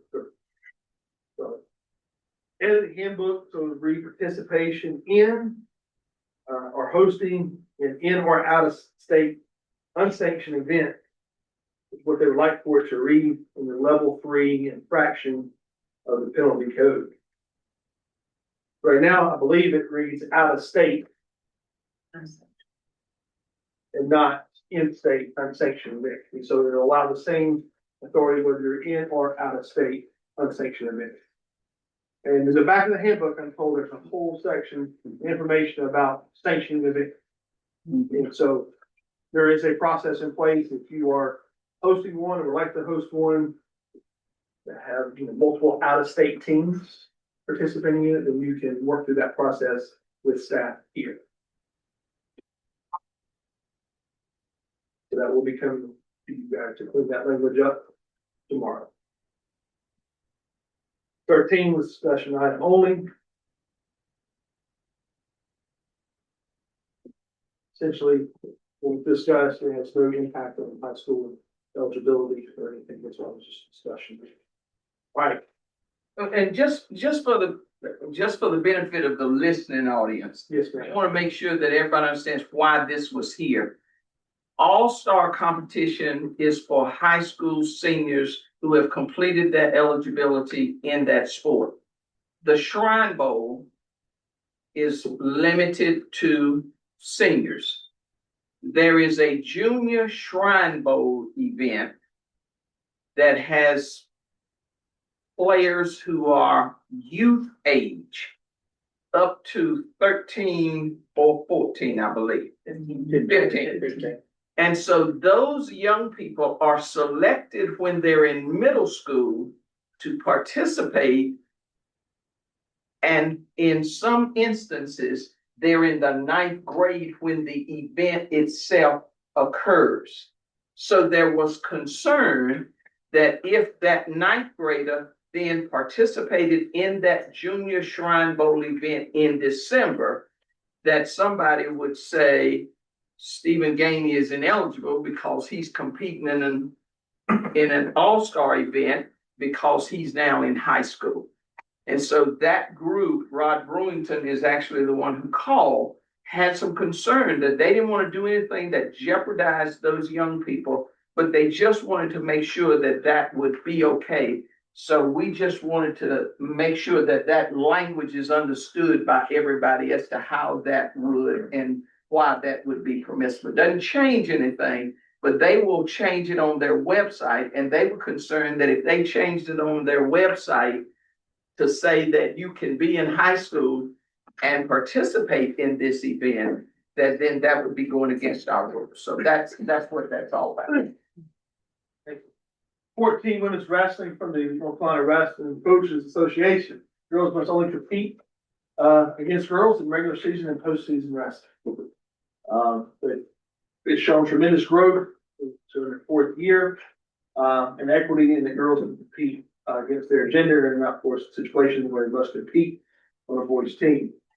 So we talked about this, that we know there are some other work being done in some other committees as well. This will ultimately be tabled because the Wrestling Coach Association are a driving force behind the girls. We didn't have any data. What we don't want to do is make a decision that will actually end up hurting women's wrestling. And so we're tabling and we'll try to get more data or work with them, why they believe this. I think they think they have the numbers. They believe that in some cases it may help people grow. Mr. King talked about in his district, people who are not doing individual tournaments where they only are wrestling, dual matches. It would be hard. Those girls would not have opportunities to wrestle unless they went to these Saturday tournaments. And we did talk about that. The weekend tournament, Saturday tournaments, there are more opportunities for females to wrestle against females. But essentially it's going to be tabled just because we feel like if we make that move now, we could hurt the sport. But something that's got some momentum and growing. We would like to speak with them in more detail about why they feel this way. So again, I'm sorry I'm asking all these questions because we just need to make sure I understand what you're doing. You're tabling it, therefore it means that a girl can continue to do what she has been doing and wrestle against guys, and it would count towards The numbers. yes. That's what you're saying. That's correct. Okay. I think part of that is also, in the winter meeting, we upped the requirement for girls wrestling to 15, right? And so we're a little worried that if you take this away, that girls can't wrestle against girls in a dual team, that there may be girls that don't hit the 15 mark. And so since we just added that 15, we wanted to stay consistent with that, that meeting for playoffs. You do know that this came from the wrestling coaches? We do. Okay. 15, you took her career scholar athlete award. Essentially, this is not coming out of committee because we have talked about multiple ways to honor Commissioner Tucker and whether that looks like, whether those are student services. You've been a huge advocate in those fields, and to talk with you, we will have I don't know that it needs to be a board decision of how to, let's get the right people to create an award. One of that, we talk about, does it look like a male, female excellence? What does it look like? But we think that that's probably not the place for the board to determine the rule, knowing we have discussed and we will continue to discuss ways to honor Commissioner Tucker for her service. And so this came from staff, and we talked through some of the requirements. We already have some of the scholar athletes, and so we don't want to just throw another scholar athlete award in there. We want to make sure it gets the honor and recognition that it needs and deserves. So that will be something that probably got Gaining or Garrett challenge a group of people to work through. Make sure we honor you in the right way, and certainly like your input, but you hang your hat on some of the stuff you've done with kids. Sorry for all that. It's 15, that'd be a lot of changes. Thank you, Commissioner Tucker, for all your feedback. Any questions? Thank you. All right, board members, we'll take about a 10-minute break. We have 2 committees left. Be back at 2:45.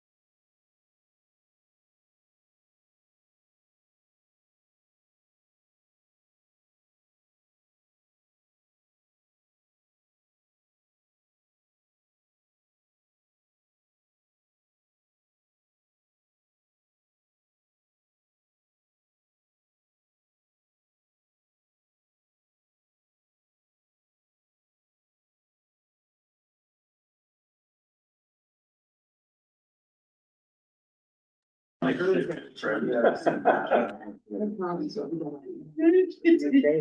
we're gonna resume our afternoon session. Andy McCormick's gonna present information from the review officiating committee, and then we have sports committee, and we have a special presentation at 3:45. Thank you, President Gainey. I think I must have done something wrong with Commissioner Tucker on her way out. She's gonna give me a 24 item agenda. She called me and said, "Have you looked at that?" I said, "Yes, ma'am." We're gonna start off with the violation report discussion item.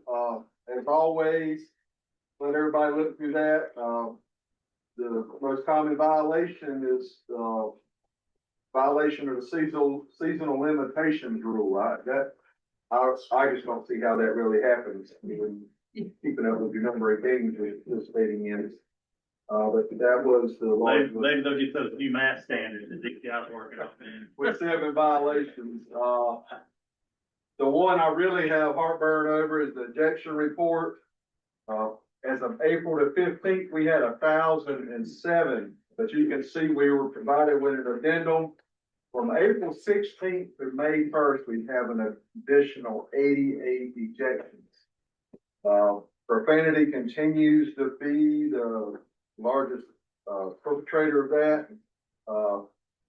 Making up close to 40% of ejections is profanity. And another one that really bothers me is our coaches making up 84 of the ejections. It's kind of hard to ask our student athletes to behave correctly when we have adults that tend to have a problem doing so. And you can see in the largest sport continues to be men's soccer. With 258 violations, and then 40 for JV. That's just blows my mind, but we'll move on. Well, I know we need to move on, but I can't. Like when you look from 21, 22 to now, folks, that's ridiculous with our member schools and what we accept as a, not just as an organization, but as a profession. And I know I'm preaching to the choir here. Also, 11 biting. We got kindergartners playing on high school teams that I don't know about. We have to do better. And I don't know what we can do as an organization to try to model that or be proactive or what kind of education we can do. That's just awful. Well, and even speaking with Albert and the Officials Association, it could be a lot worse with the profanity. There's a lot that still gets overlooked. So we just got to do a better job as coaches and administrators of continuing to encourage sportsmanship. And it may be their conversational language at school or at home, but we've got to hold them to a standard on that athletic participation field. And that is what we hear, some of you guys, is that this is the way they talk. This is the culture now. And, I'm kind of like Mark. I mean, that just bothers me that we are at this point that the language that is being used, that we just are accepting of it. It bothers me, but again, I don't know how we fix it, Eddie. I don't know what we do. Well, I think Jared made a great point. It's not an organization, it's not a state organization's place to fix it. No, you're right. It's an embarrassment. The principals, we control the school, we control what we expect, don't expect. For the school board, we follow school board rules, but school boards are gonna support principals in a lot of cases when it comes to this. We all know it's a problem. But School's gotta take ownership of it. And you know what parents will tell us sometimes? Well, the school is not gonna do anything about it. Now, I'm not saying that they're right, but that's sometimes I'll say, well, you need to go and talk to your school about whatever that may. No need to talk to them. They'll just accept it. So I said, well, I don't want to believe that, but. There's young people, they're gonna make mistakes, they're gonna do Oh, not smart stuff, and so I think too often, I talked about it with the bullying thing when I was up there. We forget, we don't have to allow, we have the authority to give consequences more than you do. And more than an official does. Yes. And it should be up to the official to uphold the standard of the behavior that the school and the district or the community accepts. This is a greater problem than, to expect a 15-year-old to police himself or herself is no different now than in 1975. It's what we allow as the adults who are in charge, whether that's the coach, the athletic director, the principal, or the superintendent, all the way up to that. Where you're only as good as the worst behavior you'll allow. And kids will go to wherever the line. And that's just something that we have to claw back as a group, not as an organization, but as a group. I agree. Number 3, regional supervisor positions. This is going to be coming, recommendations. This is going to be coming for a vote tomorrow. That is to approve the Eastern Swimming and Diving Association Regional Supervisor, Mr. Bob Landry, and to approve the Integral Mountain West Volleyball Association Regional Supervisor, Ed Ruiz. So that'll be coming to the board for a full vote tomorrow. And we are going to provide, we will have to ask some board's cooperation probably in a few weeks. We currently at the interview stage for the regional supervisor for the Northeast Basketball Association. We have posted a vacancy for the Triangle Football Officials Association, was posted yesterday. We'll post 2 baseball regional supervisor vacancies at the end of the baseball season, the Capital Area Association and the Western North Carolina Association. And we will be posting softball regional supervisor vacancy at the end of the softball season for the Metro Carolina Association. So those will be coming forward, and we'll be asking for board's cooperation on that. They are sent out to us. Number 4 was discussion only, but it was clarification of assigning fees to provide clarification for same sport, same day, boys, girls, junior varsity, varsity. Examples are wrestling, basketball, assigning fees for consistency across the state and fairness to schools. In our committee, it was discussed. Eddie can chime in. I think a lot of this came from out of wrestling with schools being charged fees for boys and girls. But that doesn't happen in basketball. That doesn't happen in swim. It's one fee. So we're asking for some clarification to be placed in the handbook for that by the staff. Number 5, this one did not make it out of committee, but it came from the officials advisory committee. And they wanted to rescind the 5% pay increase approved at the December 2025 Board of Directors meeting and institute a 10% raise. And remember, folks, this was to go into effect next fall. We had a lot of extensive discussion in our fall meeting, and we settled on this 5%. School systems right now are getting hammered. Just about every school system in the district is cutting budgets tremendously. We're talking millions and millions of dollars needing to be cut. We've got positions being cut. We still don't have a state budget. Teachers haven't received a raise in 2 years.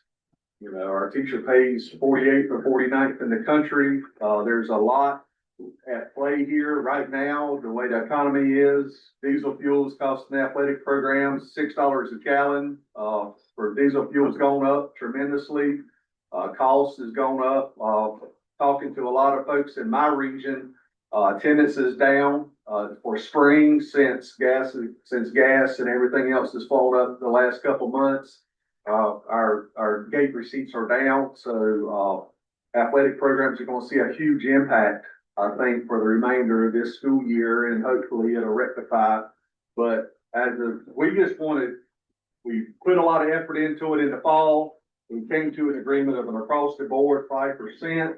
We want to give that time to come into play, and then we've agreed to come up with a program to keep revisiting this.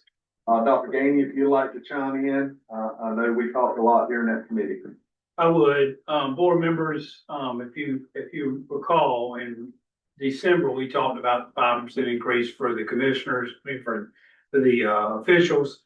And, we also, I think I even in notes, unbeknownst to me, I did not realize that, the regional supervisors had not had a raise in more than 10 years. So, I did not realize until we had that discussion. I'm looking back at our minutes now. But I hear this discussion about officials. And I love our officials, and I try to interact with them as much as I can wherever I am at ball games, because I know they're very important. You know, I talk about school systems, and I say you can't have a great school system without three groups working together. It's the students, the staff, and the parents. You can't leave any group out.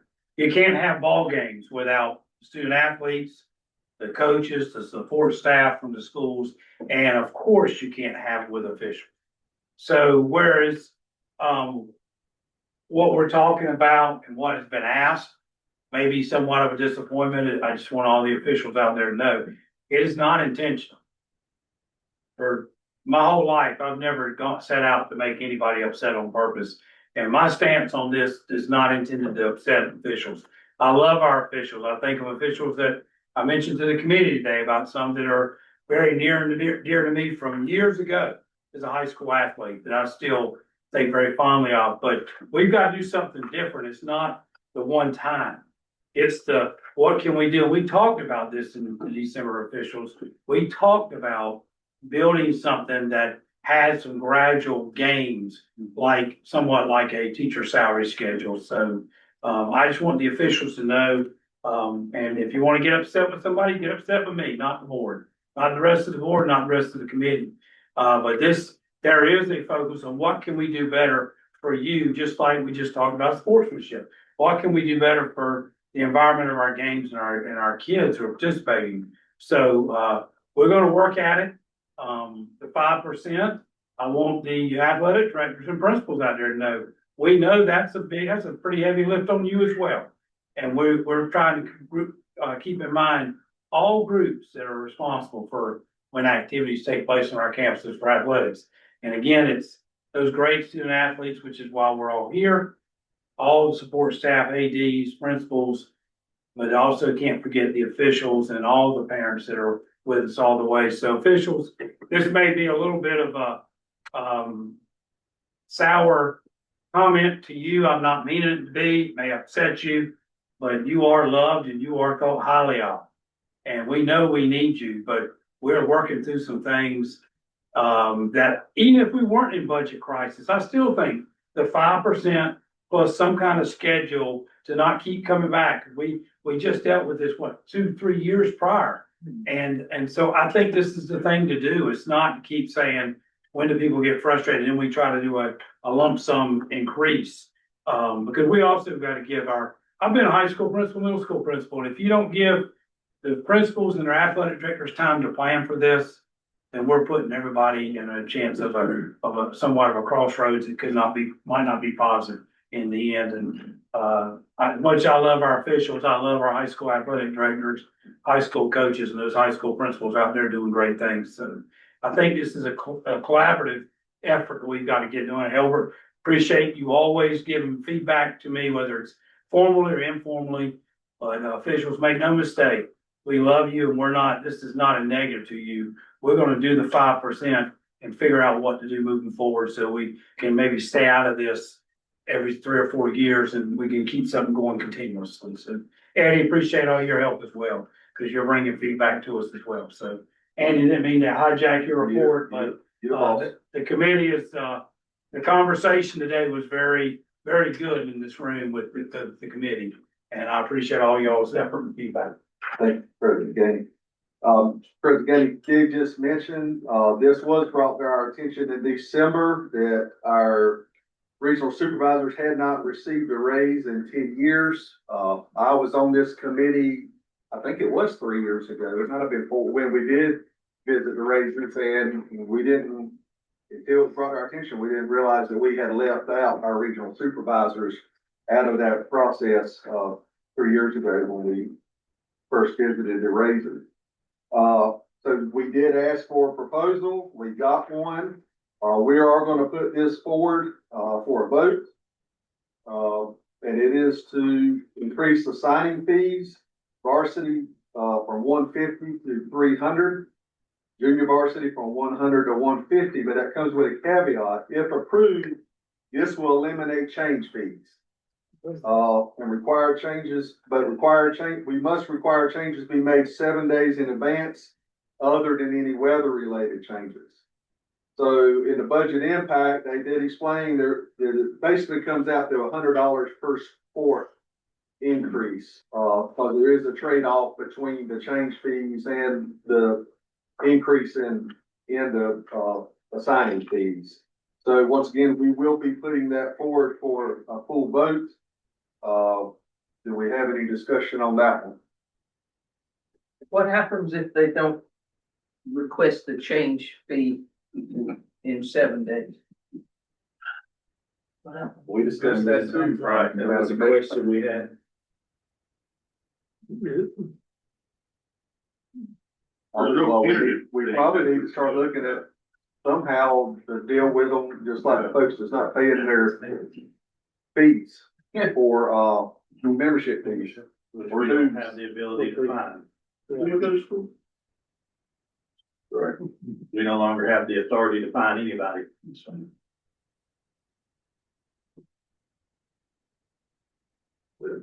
Maybe we need to go back to staff, figure out are some options if they don't.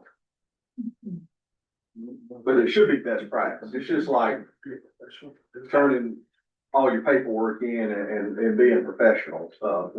People, we deserve to have the changes made in advance, and if you wait too short a time frame, you might just not get an official.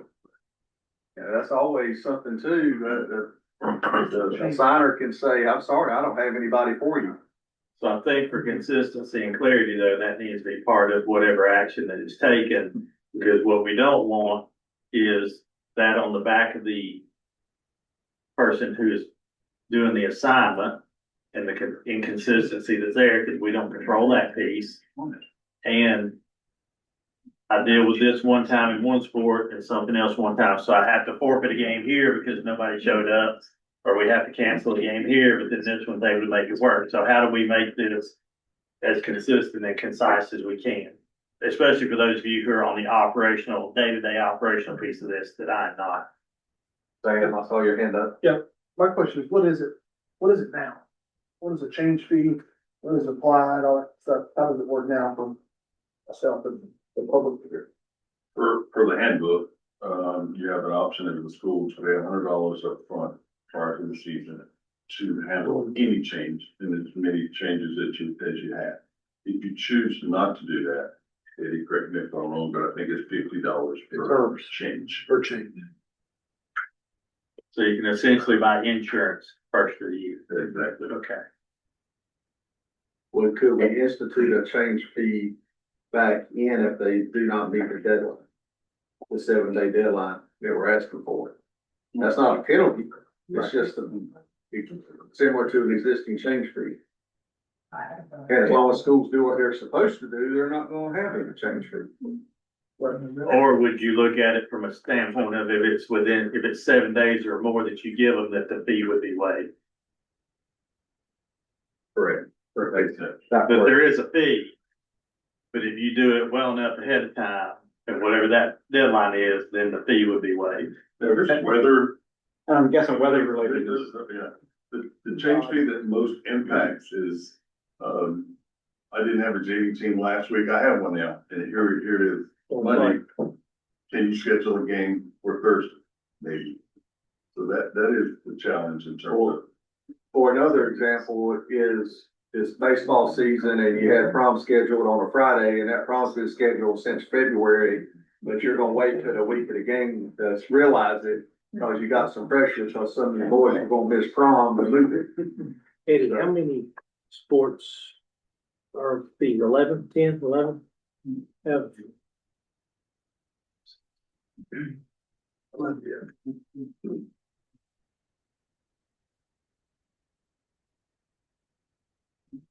when you're on things, for schools. 1,100. For schools. But it's really going. It's going up 150. Right? It's actually going up 200, but one of them, if you already paid the change fee, you're only going up $100 more. So this, we're not being changed fee involved. Correct. What I'm saying is, it's actually going up 200, but if you have been paying the change fee, now it's really only increasing $100. Correct. I personally like the change fee because you paid it and you can change the game no matter the circumstance. Correct. Gave me a peace of mind as that athletic director when stuff comes up out of my control. Yep. Agreed. To me, it was money well spent. So stuff comes up a lot more than you think it does. 100%. You got that many games. With 11 sports are what we're charging, right? The fees going up $150. Going from 150 to 300. For 11 times. Yeah, get JV in there too. You just gotta figure it out. Yeah, another 200, JV. That's where I got it. That's where you're getting the 200 from. So the 200 times 11 is 2,200. So currently it's $350 if you have varsity daily change fee, $350. The new proposal is $450. If you didn't already pay the change fee, it will be 2,200. If you pay the change fee, it'll be 1,100. Most schools pay the change fee. Can we just marry those together that is an increase, but it's also the change fee included in it? So there's no discussion. I'm open to rewording the proposal. Yes. If somebody would like to put that out there. So Larry, flesh that out, because I think I like what you're talking about here initially. I was saying when y'all were discussing up there that as an athletic director, I like paying the change fee because it gave you peace of mind. Because there's a lot more stuff that comes up other than weather. And sometimes it comes up within 7 days. And now you're having to justify to a regional supervisor why you're changing, trying not to pay extra $50 or $75 or whatever the fee would be. You were changing within that window. I don't mind being extra. I would just like for the change fee to be included in that. If we're gonna give them an increase higher than what the change fee was that most athletic directors were originally paying, then we include changes in there without repercussions. So one cost, Yes, sir. One-stop shop. one price with the understanding that this booking fee includes changes. This booking fee is what you get out the door. Okay. I just think you have a lot. So basically, it would be the proposal and leaving the bottom statement off. To increase the signing fee from 150 to 300 and 100 to 150, includes flat off, and that includes your change fee. Inclusive of change fee. What did the independent schools pay? The same, are they consistent with us? I'm charging the same. Yes. I'm not sure what other association charge there, but my products are the same as.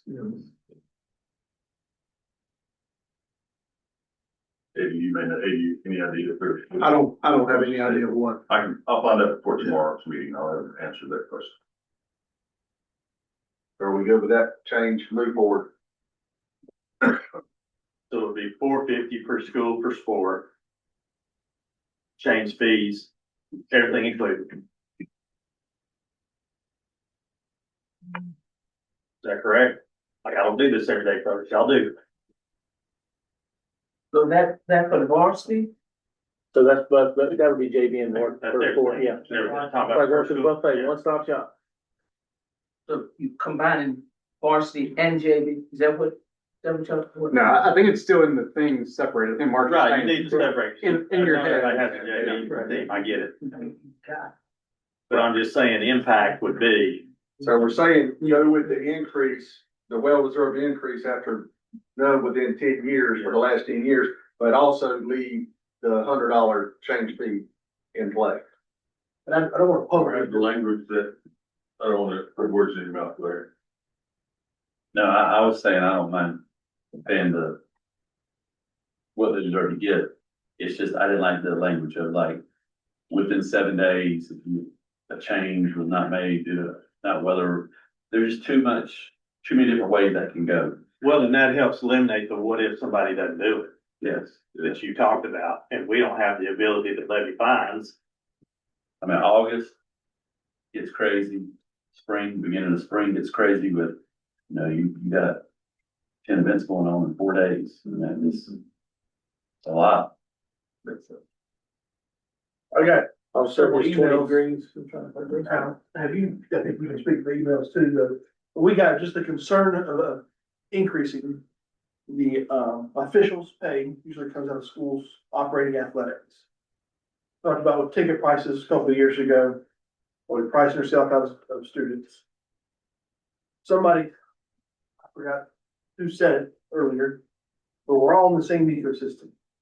Officials gotta get paid, supervisors get paid, coaches gotta get paid, and students gotta be able to buy tickets to come watch. And I just wanna, other districts and, county athletic directors reached out, sent letters of just worrying, and have some real concerns about just the burden that will continue to put on some of these schools that, don't have the revenue. And revenue, even in a school like mine, I have a great facility. People can give for projects, but operational, people like to give money for operations. And I'm not complaining at all. I can imagine being in some other schools in the location where maybe some, a greater attendance area, that's a, 20-minute drive, 30-minute drive to a school, and your attendance is less. I think the conversation, it's from superintendents at the end of the day, is also we keep going up at the school level. We're gonna take opportunities from kids. And I'm not saying we shouldn't fight for officials to get raises or coaches to get raises. It's just, we've got to be in this thing from the superintendent, the district budget on down. I think we just gotta be mindful of that because we have increased the school's operating budget quite a bit in this room in the last couple of years. And there's only two ways to do that. You find new money, you pass it on to the consumer. And not many of us in these seats, I can tell you, I don't have new money. Dana, you got new money? Jamie, you got new money? Nope. Right, so, that's your two options.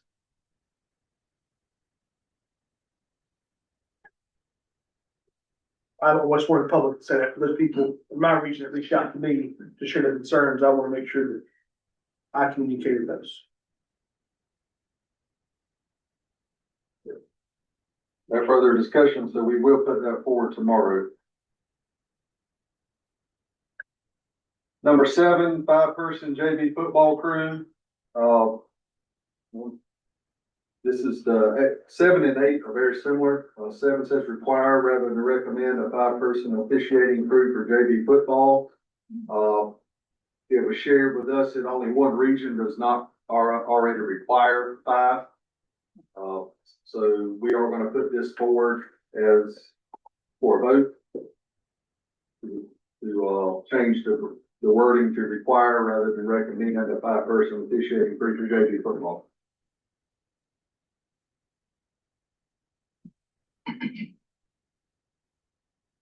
Moving to number 9. This did not make it out of committee. This proposal came from regional supervisors. Increased varsity football pay to $150 from $104, and increased JV pay to $130 from $95. Once again, this did not make it out of our committee. Number 10 was also to increase in varsity football game pay as well. This did not make it out of committee, and this was requesting $130 from $104.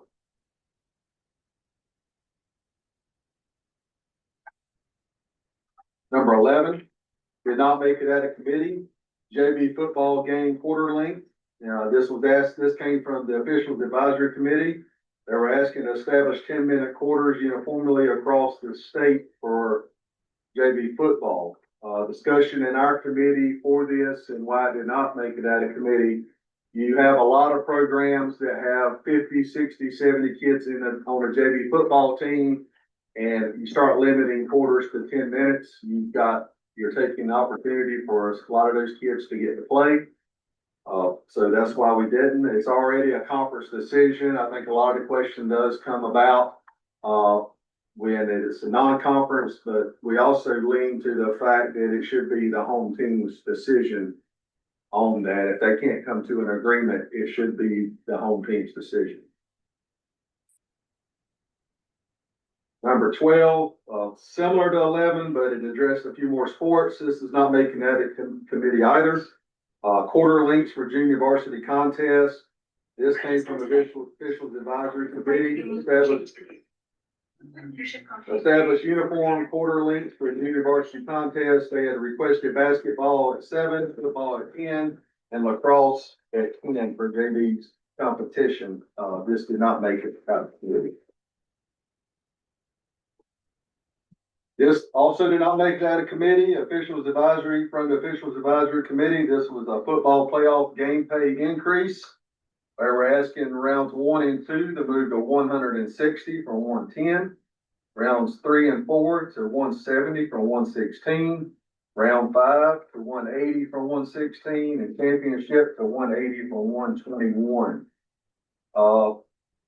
It was mentioned, trying to get to our surrounding states, but there's a lot of discrepancies we have across this state of ours, when it comes to comparing to other states. Some of our border states put millions of dollars in a high school football stadium. A lot of them pay their coaches 6 figures to coach, and our teachers it's either 48th, 49th right now. If the budget doesn't seem passed, we might be 50th. But there's just, you can't really just make the comparison well to the next state over. There may be some other things in that next state over that are also different, because it was brought up in committee. We have folks from South Carolina applying for AD jobs in North Carolina. There's a reason for that. So we need to just keep that in mind when we're talking about needing to compare to other states. There's a lot of improvements our state can make. Number 14 did not make it out of committee. Single game pay in varsity lacrosse. They had asked for an established fee of $82, with it being a 2 or a 3-man crew. So we did not take this out of committee, because currently the 3-man crew makes 71 and the 2-man crew makes 82. 15, increase in varsity lacrosse game pay. Varsity pay, they're proposed 95 from 82. We did not take this out of committee.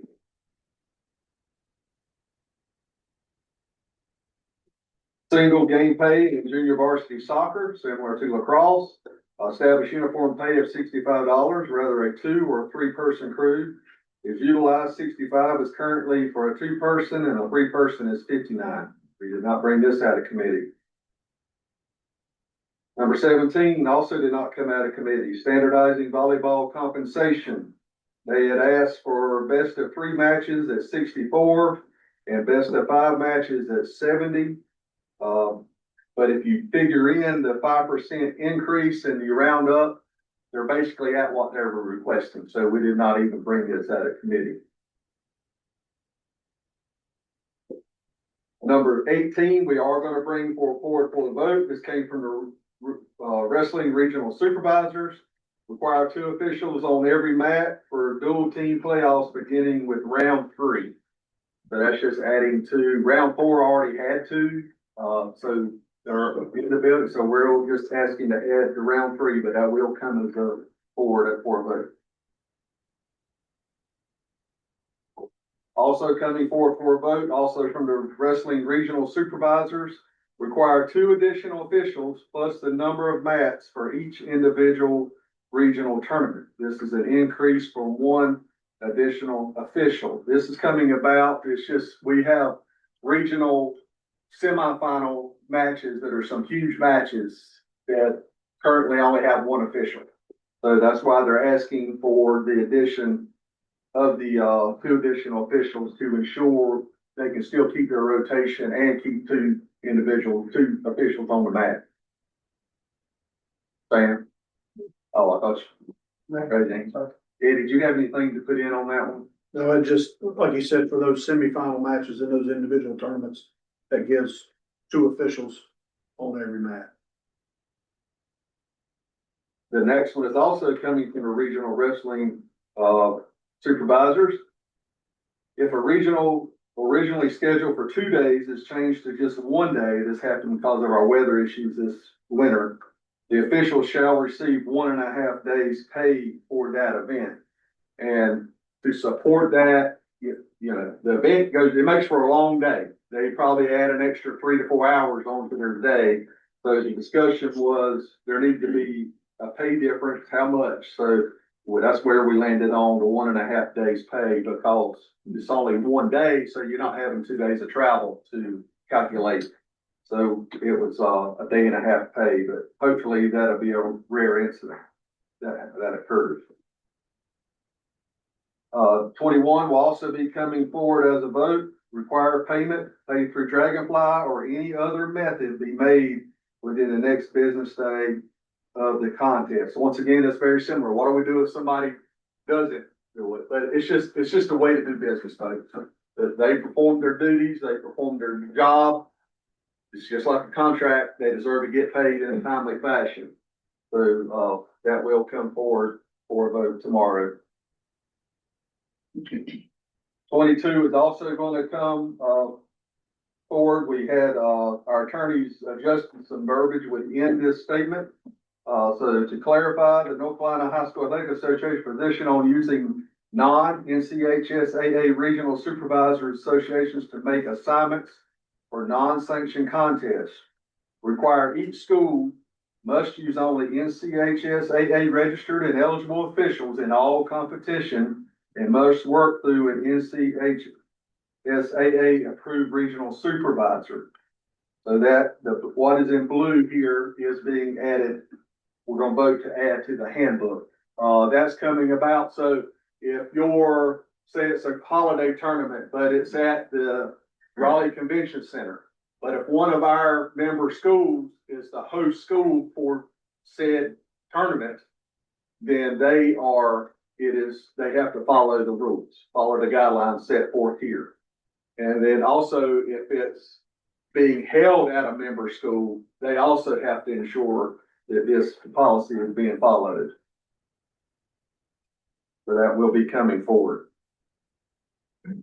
Number 23 is also coming forward. This came from the official advisory committee, lifetime pass for 25-year officials. And this is to develop a plan to issue a lifetime pass for officials who have officiated with the North Carolina High School Athletic Association for 25 or more years.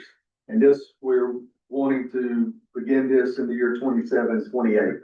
We're just needing, we're going to put it forward. We need to develop a criteria, how it's going to be tracked, how they're going to be distributed, and everything like that. So that'll be coming forward. We had a lot of good discussion on that one in the committee. This next one, this shouldn't even have to be on here, but it is. And yeah.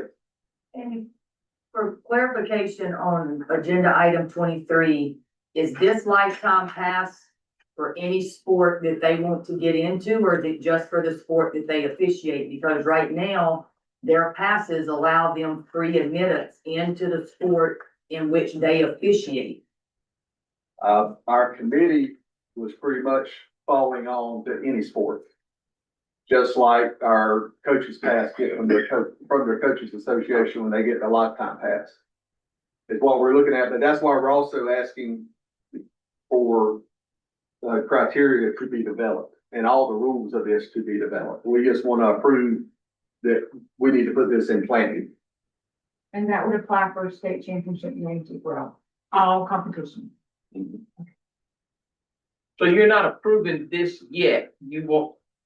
We're approving for a plan. You're to be approving a developed. plan. Yes. Okay, I got you. So this won't come forward. You're just asking now for a plan to be developed. Is that Yes. correct? Okay. was focusing, our concern was, or their concern, when I was in there was, Eddie, I think it was how are we gonna track everybody, make sure, and every time somebody said something, there was another hole. And we wanna make sure we don't leave somebody out and trying to find some way to track who would be eligible. Right, so what I was just asking, is it now an action item, or are you just simply asking that staff work to help develop a plan?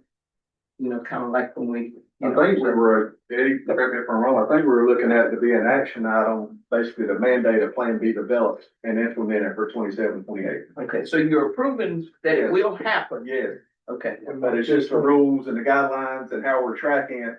You know, it's easy now with Dragonfly, but we're looking at years prior and, to me, it would be a lot like when you bring a teacher in from another state, they have to provide documentation that this is the years they did, and these are the regions they officiated in within the High School Athletic Association. If they have to be a High School Athletic Association 25-year official.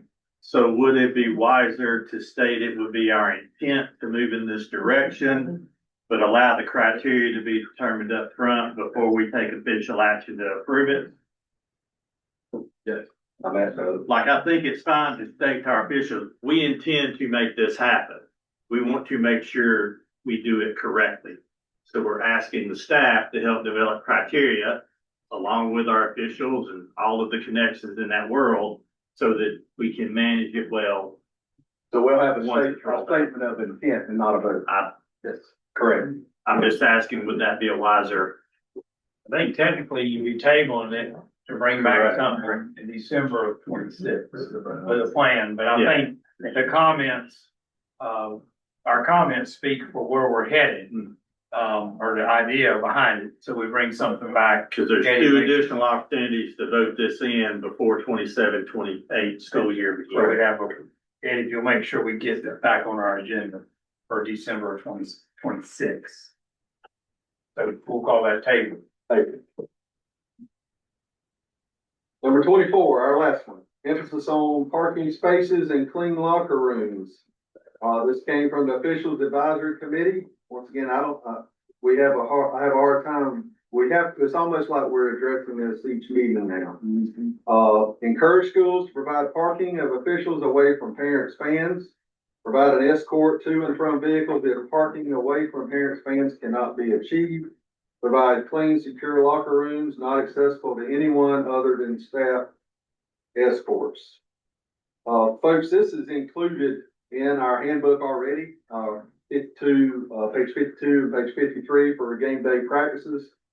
And there's also the NCHSAA has a reporting system, game schedule, game report to Dragonfly, and should hold schools accountable who do not comply with these procedures.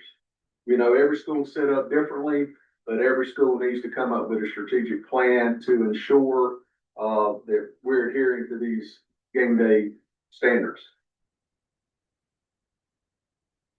I don't know if that's as much as a vote as it just needs to be addressed. Information.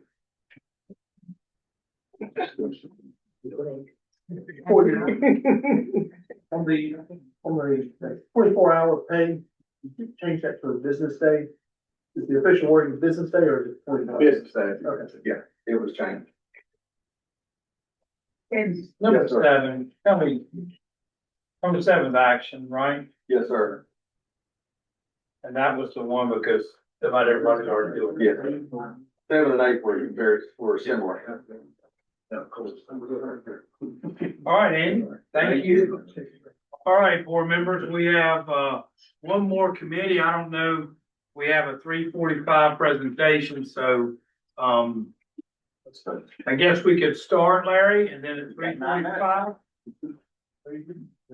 But Dr. Gainey, I can say it's the first time I've seen Commissioner Tucker come into a report I was in that we took so long. So, we all fell asleep. Everybody's ready to eat. I'll give you I about just 5 wanted to minutes. make sure. That's not, the good news is it's the last one, the bad news is it's a long one, so. We're ready to roll. Okay, Sports Committee, Henry Rice, Paige Bad, Chris Clinton's on the road. Eric Turner and, Joe Franks was not with us today. First thing was daily limitations for swimmers and divers was to increase the number of, daily contests for swimmers and divers from 1 to 2. Rationale to increase the opportunity for athletes to make up missed contests on the same day as an already scheduled event, and to improve the limited number of competitive opportunities, and also increase the value of travel. We will be bringing that forward for a vote. That will be an action item, number 1. Number 2, adjusting the qualifying format for regional championships, to adjust the number of qualifiers for swim and dive regionals to include the top 24 times / scores in individual events and the top 16 times in relays. We will also be bringing this forward for a vote. This is to clarify, this is already happening all except for 4A.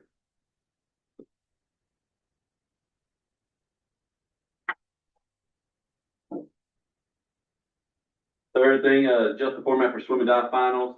Get up time finals only at the state competition meet.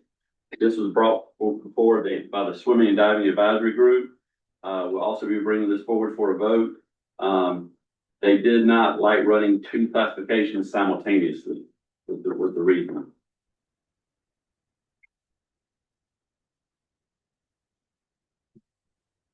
Fourth thing, to restore the 16 entry bracket at the state individual tournament field. This was brought by the Tennis Coaches Association. It was to increase the singles and doubles field for state championships from 8 to 16 draws. This did not make it out of committee. This was the same number of student athletes that was making tennis before realignment. Number 5 is also brought by the Tennis Coaches Association. This did not make it out of committee. It was to amend the North Carolina the handbook language for seeding process for pre-regionals and regionals.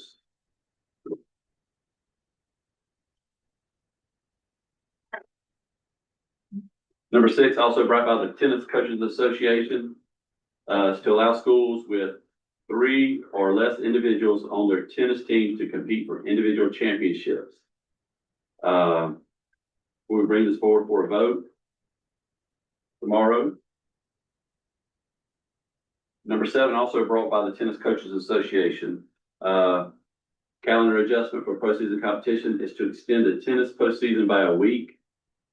It would eliminate playing 5 times in an 8-day period. The pre-regional being held the last week of the regular season would allow flexibility for inclement weather. That will be brought tomorrow for a vote as an action item. Number 8, brought by the North Carolina Wrestling Coaches Association. It is to sanction girls dual team wrestling into subdivided championships based on schools having 6 or more female wrestlers. We spent a lot of discussion time on this. We're going to bring this for a full board discussion. We got Erica got Trip Rogers, who on the phone from the Wrestling Coaches Association, kind of walk us through the rationale behind this a little bit more in depth. He was fine after texting with several other people on the board about having one dual team invitational that would consist of all classes as the next step. Any questions? So I'm confused again. Yeah. What are you gonna propose here? Well, we will see if we want any discussion. Well, It's just coming out of the Isn't board. this linked to the other committee's recommendation with the policy? Yeah, for girls and girls. So if we don't do that, we do this. I don't think so. Say that one more time. If we, on the policy committee, didn't we say, Girls only wrestle girls. yeah, didn't we put that, say what coming out of committee? So I'm not sure how do we do this one if we did that. Didn't do that one. No. Can I see 8? Well, I think they're, That's too soon. I think they're asking, yes, They're wanting a dual team invitational championship, just as the boys have a dual team invitational championship. okay, so, And then we said if you have duels, it doesn't matter boys or girls, if they have a dual girls, they would get points. So what we did is would support what, no matter what major of the year. correct. Well, so my question, I guess, is, so the numbers that they presented, is that the number of girls? Or is it the number of schools with at least half of the number of weight classes represented that have been wrestling at these invitationals? So the information that was provided to us was simply school A against school B with the number of forfeits that they had to have individually because there were not enough female wrestlers to fill those weight classes, and some of those numbers were as high as 8.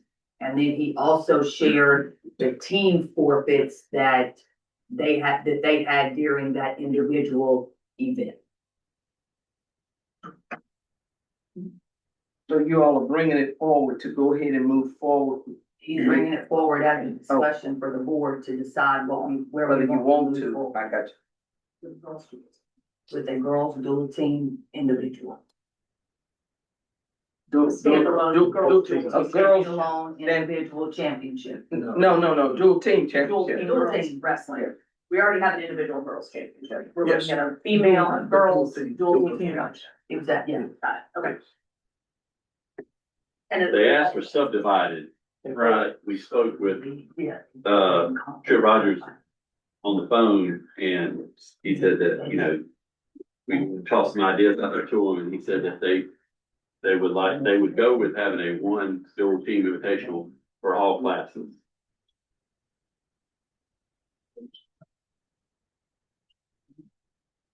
So then the conversation would be not doing 8 classifications or 4 classifications, but doing one dual team female tournament. Well, there was a lot of talk about time, space,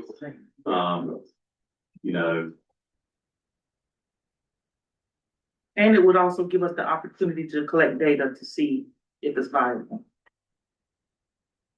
But we couldn't do that during the individual, so what were they doing? I guess I'm just confused as to what they were doing in their invitational. Did they have, that's all I'm asking, in those invitationals, did they have full girls dual teams? No. I think what we need to try to figure out is that what schools are going to be able to field enough female wrestlers at each weight class to ultimately win a Yes. dual team championship. Yes. You have to ask. That number, so this is kind of going back to the data discussion. We don't collect that specific data solely in Dragonfly. So if we rely solely on one platform to collect data when it comes to making decisions about championships, we're hamstringing ourselves. So we have to be open to looking at these platforms, allowing staff to synthesize all the information and then putting forth the information to this board to vote on. But I think we can, it will take a little bit of time, but I think we can get that level of detail from track wrestling based on participation data in track wrestling and competition data in track wrestling of the year that we just finished. In order to say, we're gonna have enough teams, we can look at each classification and what teams within that classification had enough girls wrestling at all 12 weight classes to ultimately get to a point where you can have a championship, a dual team champion. Which would be 6 weight classes minimum. So should we table this? So we need more data. Is that what I hear? Yes, Yes. but that data cannot solely be from Dragonfly. Oh, I don't We need think to we, be yeah, able to- right, yeah. yeah. I'm fine with that. That's why I was just trying. saying that data's not in Dragonfly. Correct. Like it is Yeah. not, we do not specify whether they're a dual team. We ask female wrestlers, male wrestlers, so I was just indicating that information. Right, but what the numbers they provided did it tell us whether those teams were fielding enough?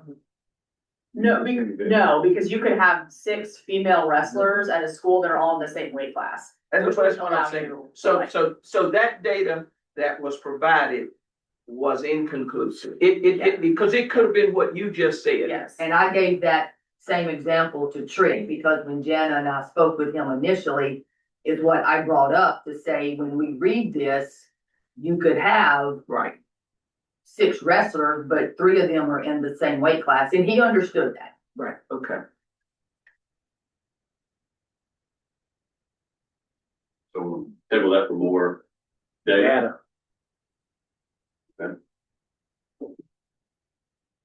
Number 9, also brought by the North Carolina Wrestling Coaches Association to form a committee of wrestling stakeholders to discuss and resolve issues encountered during individual wrestling and state tournament schedule, which did not make it out of committee. Number 10, also brought forth by the North Carolina Wrestling Coaches Association to align the postseason girls competition dates with the boys. We will be bringing this to the board for a vote.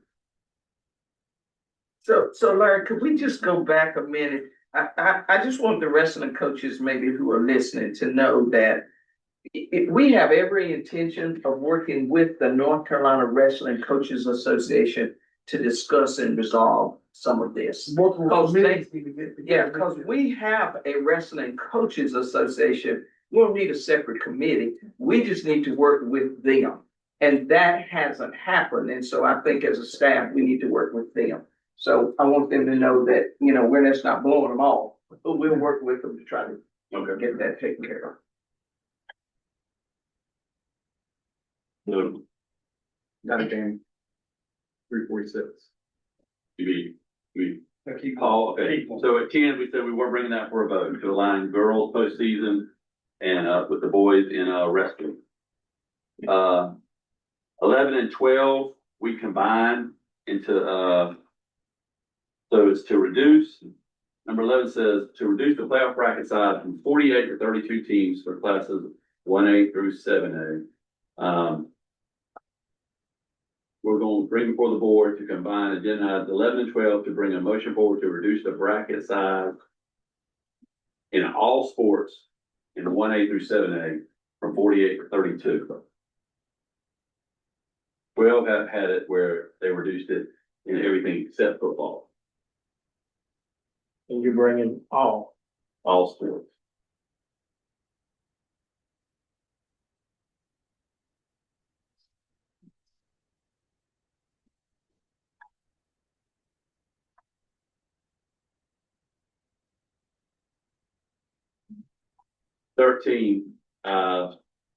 Brought forth by Dixon High School to adjust the season lengths, participation limits, and playoff bracket structure, modal sports.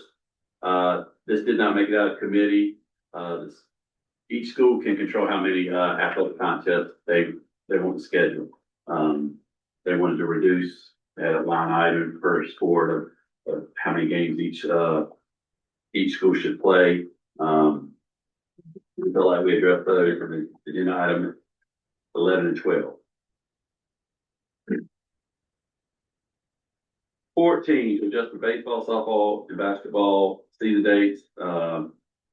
This was brought forth by South Piedmont Conference, Rocky River Conference, and Rocky River 4A, 5A. This did not make it out of committee. They wanted to change the dates for baseball and softball state finals and add a conference baseball and softball tournament and adjust basketball playoffs.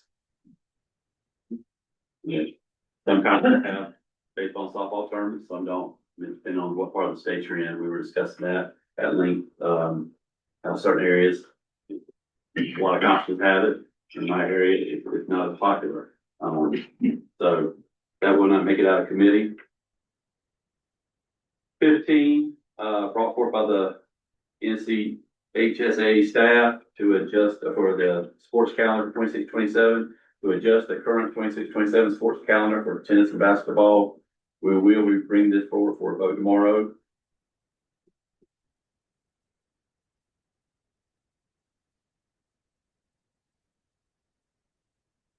'16, brought forth by the North Carolina Football Coaching Association to allow junior varsity football to conduct standalone scrimmages. we'll be bringing this for you for a vote, but we'll amend the language to amend all sports to have standalone scrimmages for JV sports if they choose to do so.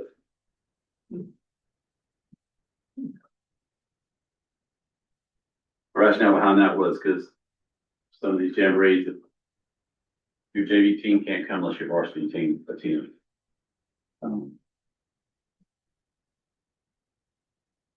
Number 17, brought forth by Pamlico County High School to adopt a policy that requires schools to complete 85 to 90% of the maximum allowable regular season contests to qualify for the playoffs.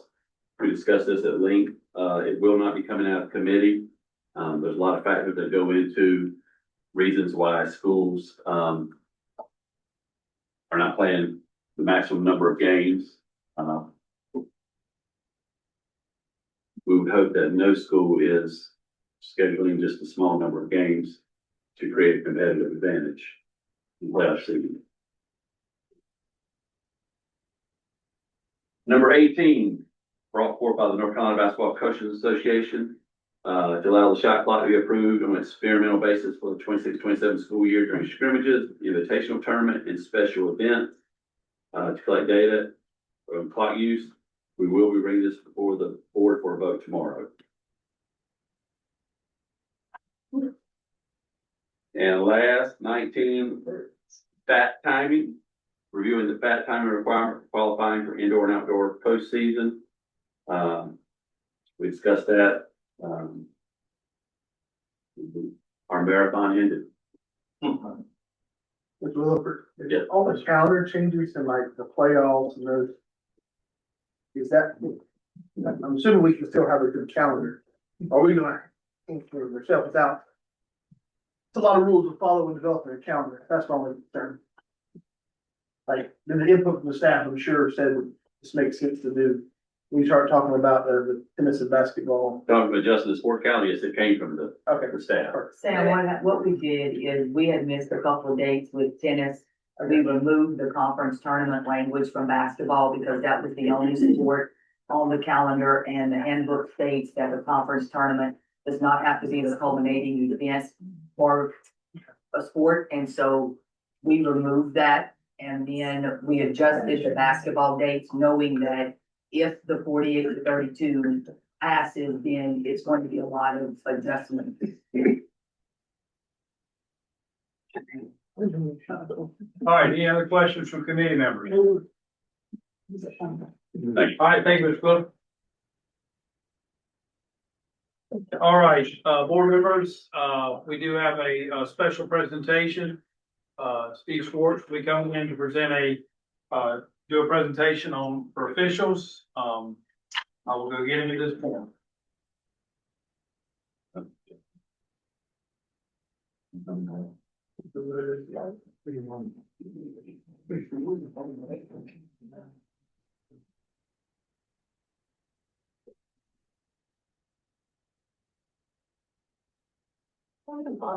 Yeah. Rhonda, what does that stand for? Fully automated. Fully automated. Fully automated. Yeah. I know when you look at it, you think It's track not star. human. I didn't know what that was. You need, we'd like, you need a calendar. Yeah. Yeah. Mine was sundial timing. You don't need to know.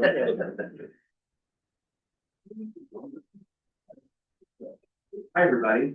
Am I the last thing? No, we have something behind this. Mr. I have 167 slides. Is that a problem? Yes. So,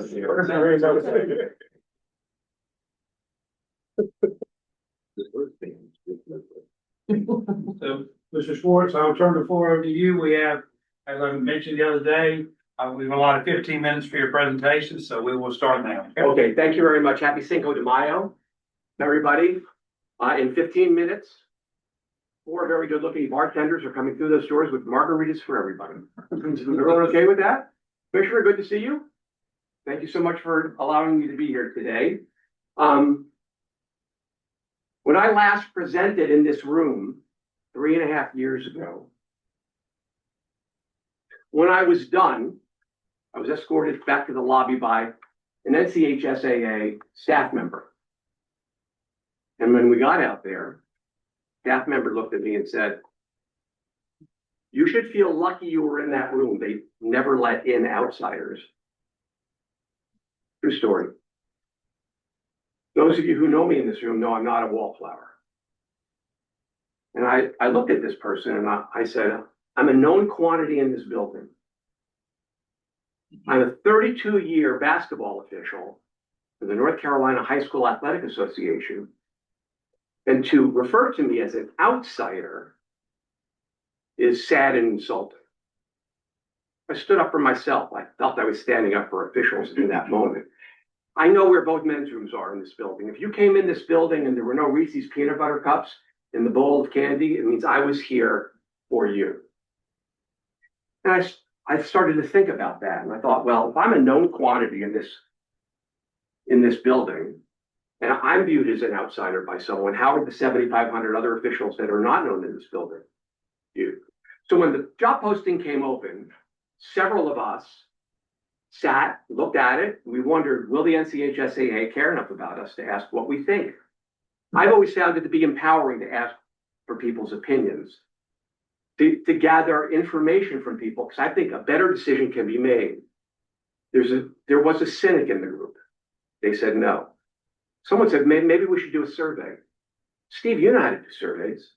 I do, because I did one almost 4 years ago. It was the honor of my time affiliated with this organization that I believed in then and I believe in today to have done that work. When I'm done doing this and I get my spot on the rotator on the NCHSAA website, I want to be known for two things: having been the most fun official to call with and for someone who made a difference.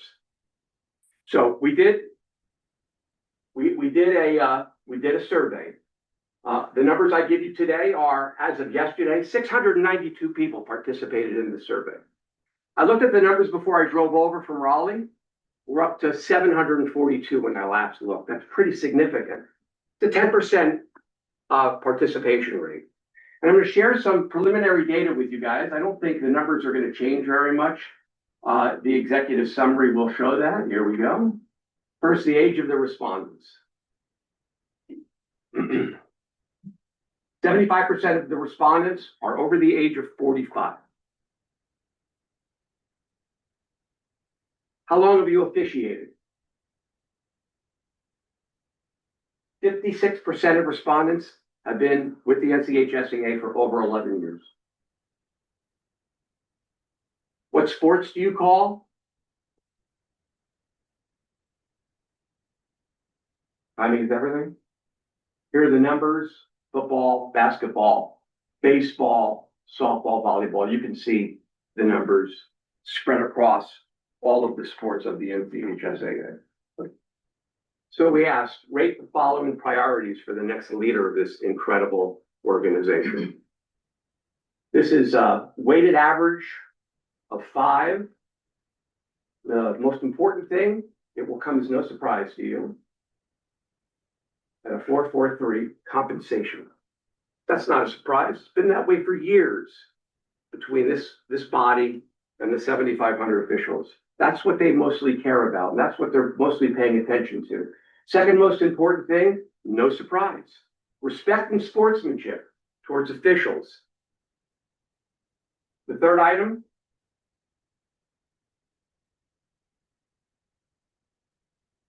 recruitment and retention. We need help with that. The last one, the fourth one, was enhancing communication. And I put this in, enhancing communication between this group, this organization, and officials. And I put that in for a reason that you'll see in a few slides.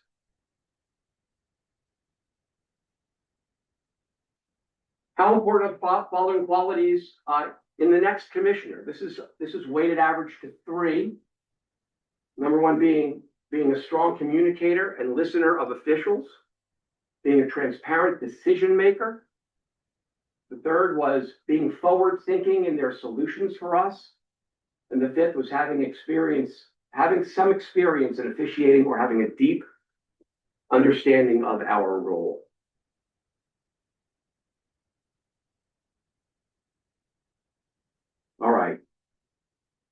Before I get to this section, I'm gonna tell you it's gonna get a little uncomfortable.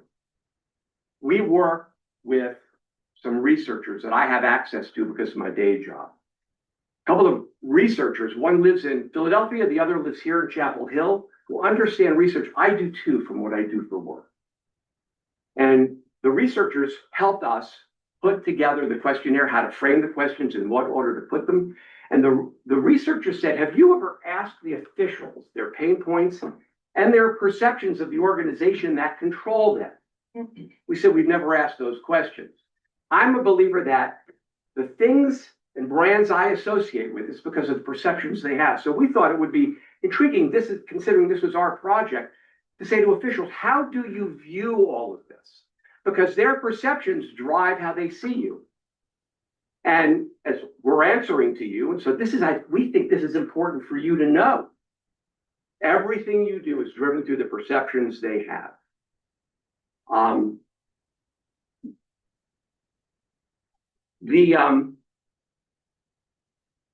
Let's talk about a few things. We first asked, how would you rate your overall experience as a North Carolina High School Athletic Association official in total? Everything from the games you get, to the crews you have, to the schools you go to pay, to sportsmanship, take all of it in total. 5 stars is the best, 3.8. The exciting news is we know this today, and this is a trackable item, if you so wish. We made this recommendation 3.5 years ago in the groundbreaking survey that we did back in the fall of 2022. This is trackable. As you guys put in changes, as the new commissioner of the North Carolina High School Athletic Association resets priorities, my hope and expectation that if it's significant, 3.8 becomes 3.9 and gets closer to 5, and then we won't see attrition. This is going to be the most difficult slide I show you. We asked, do you believe the NCHSAA cares about you as an official? 0 is, I don't know how many of you looked at the survey online. 0 is no, they don't. 100 is yes, they do. Pull the slider to the appropriate spot for you.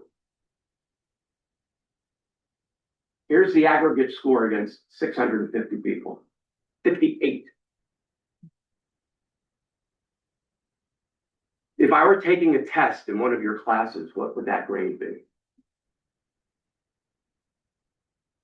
That's trackable too. This is tough. I do not like delivering a piece of information like this. But officials in this state don't believe the group cares. Maybe you do and that hasn't been communicated. I don't know what that baseline is. This needs to be fixed, in my opinion. In our opinion as a group, and we'll focus on this in the executive summary. The researchers told us the cares about you question is the most important question that we will ask, because as everyone knows, if you think the organization that you work for cares about you, you stay. And if you don't think they care about you, you eventually leave. I would ask to all the educators in the room, how would your teachers rate this if choosing on the legislators? Probably not well. What do you see as the biggest challenges today for our community? All right, there's only 3 that matter. Again, respect and sportsmanship, recruitment and retention, and finally, substandard facilities. Pay is not on here because we've covered that already. Pay would have been number 1 if we had asked them. These are the most important challenges that officials see for those of us in our family. Do you believe the NCHSAA currently has a clear long-term vision for the health and evolution of the officiating program? Perceptions. Their perception. 70% of officials say they do not know of any vision that exists for the evolution, health of our officiating program. A strategic perceptual problem that needs to be addressed in the future. You think the NCHSAA is doing enough to solve the sportsmanship issue? 72% say no. Is that a strategy problem? Or is that a communication problem? That has to be discussed and solved so that officials believe that you do. How effective is the communication between the NCHSAA and officials? 57% say only somewhat effective. Only 10% say extremely effective. There's 17% who don't even see it. This is a marketing challenge for any organization. What messaging will you have for the people who do this work, and how will you communicate with them? Do you feel your voice is heard by the NCHSAA? Only 11% of officials feel like their voice is definitely heard here. A perception problem. We asked 3 verbatims that were not required. These questions were required because we wanted to aggregate some data and get people's opinions. We asked 3 open-ended questions in the survey. First open-ended question that we asked: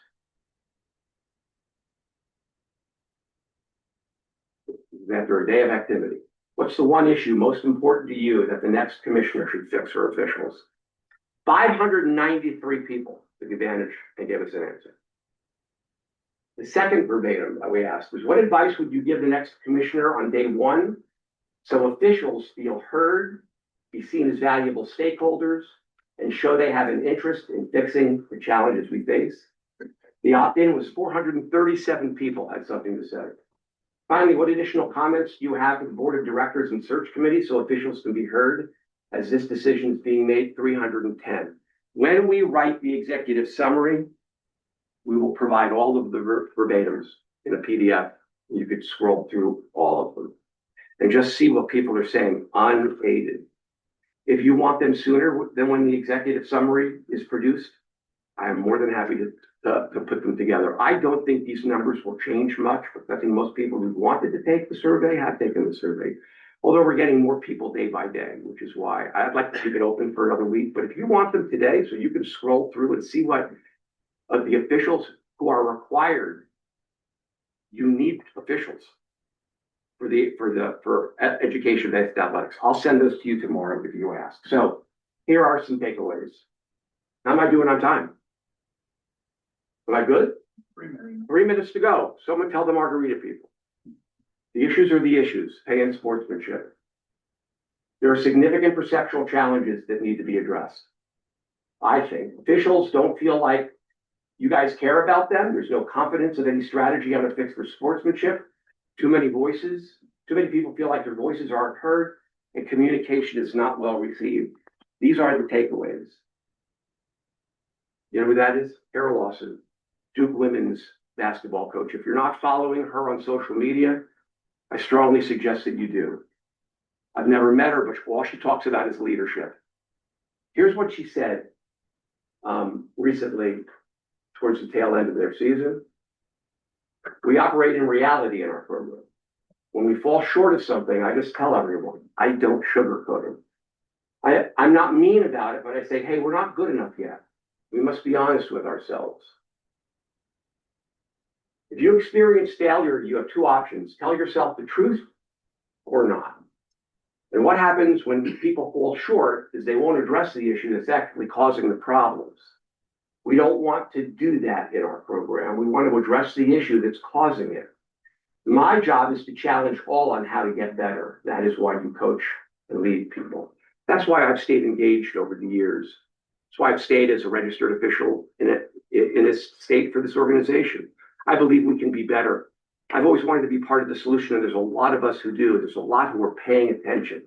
But this has been a dose of honesty. Here's my last slide. Here's the reason I'm in the room today.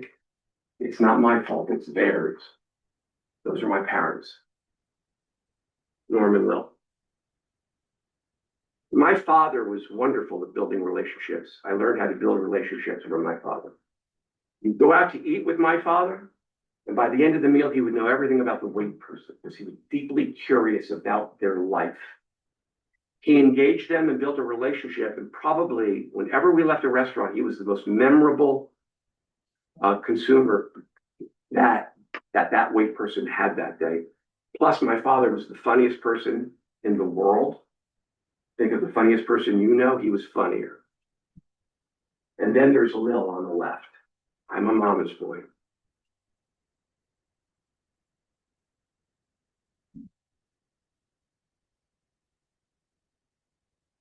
My mother was an activist.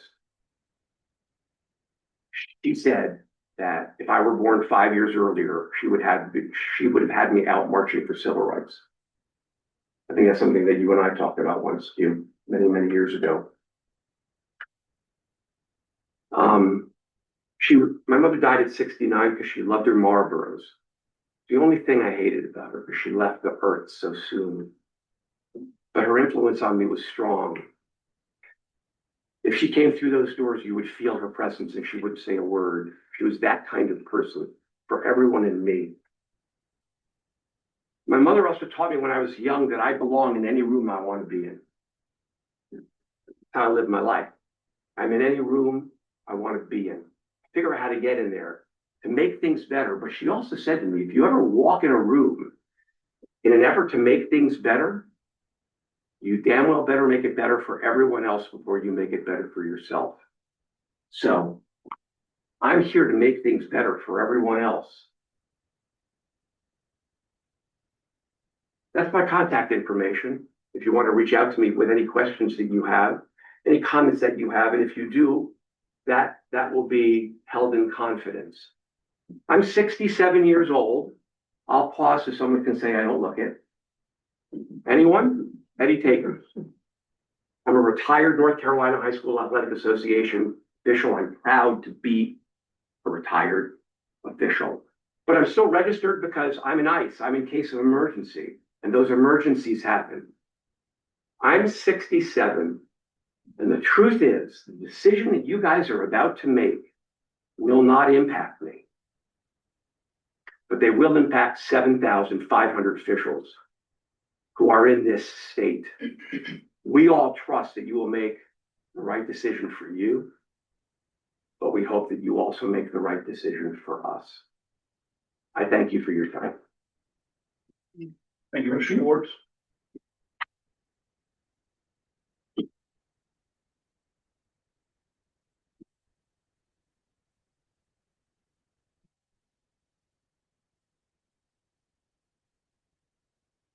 Let's see if I can grab some paper.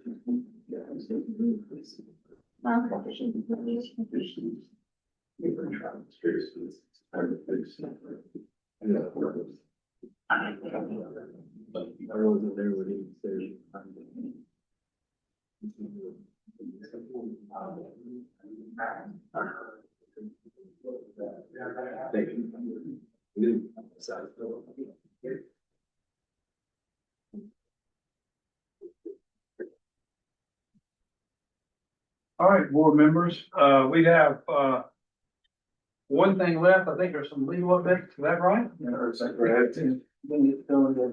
We do have to go We need to go to closed closed session. Yeah, that's right. So, more, we need somebody to make. So I would move that the committee go, or the board of directors go into closed session for attorney-client privilege. Second.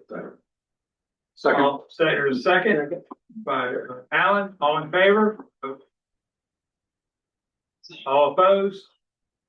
Oh, we got to come back up. Jeez, I forgot to say what it came. 14.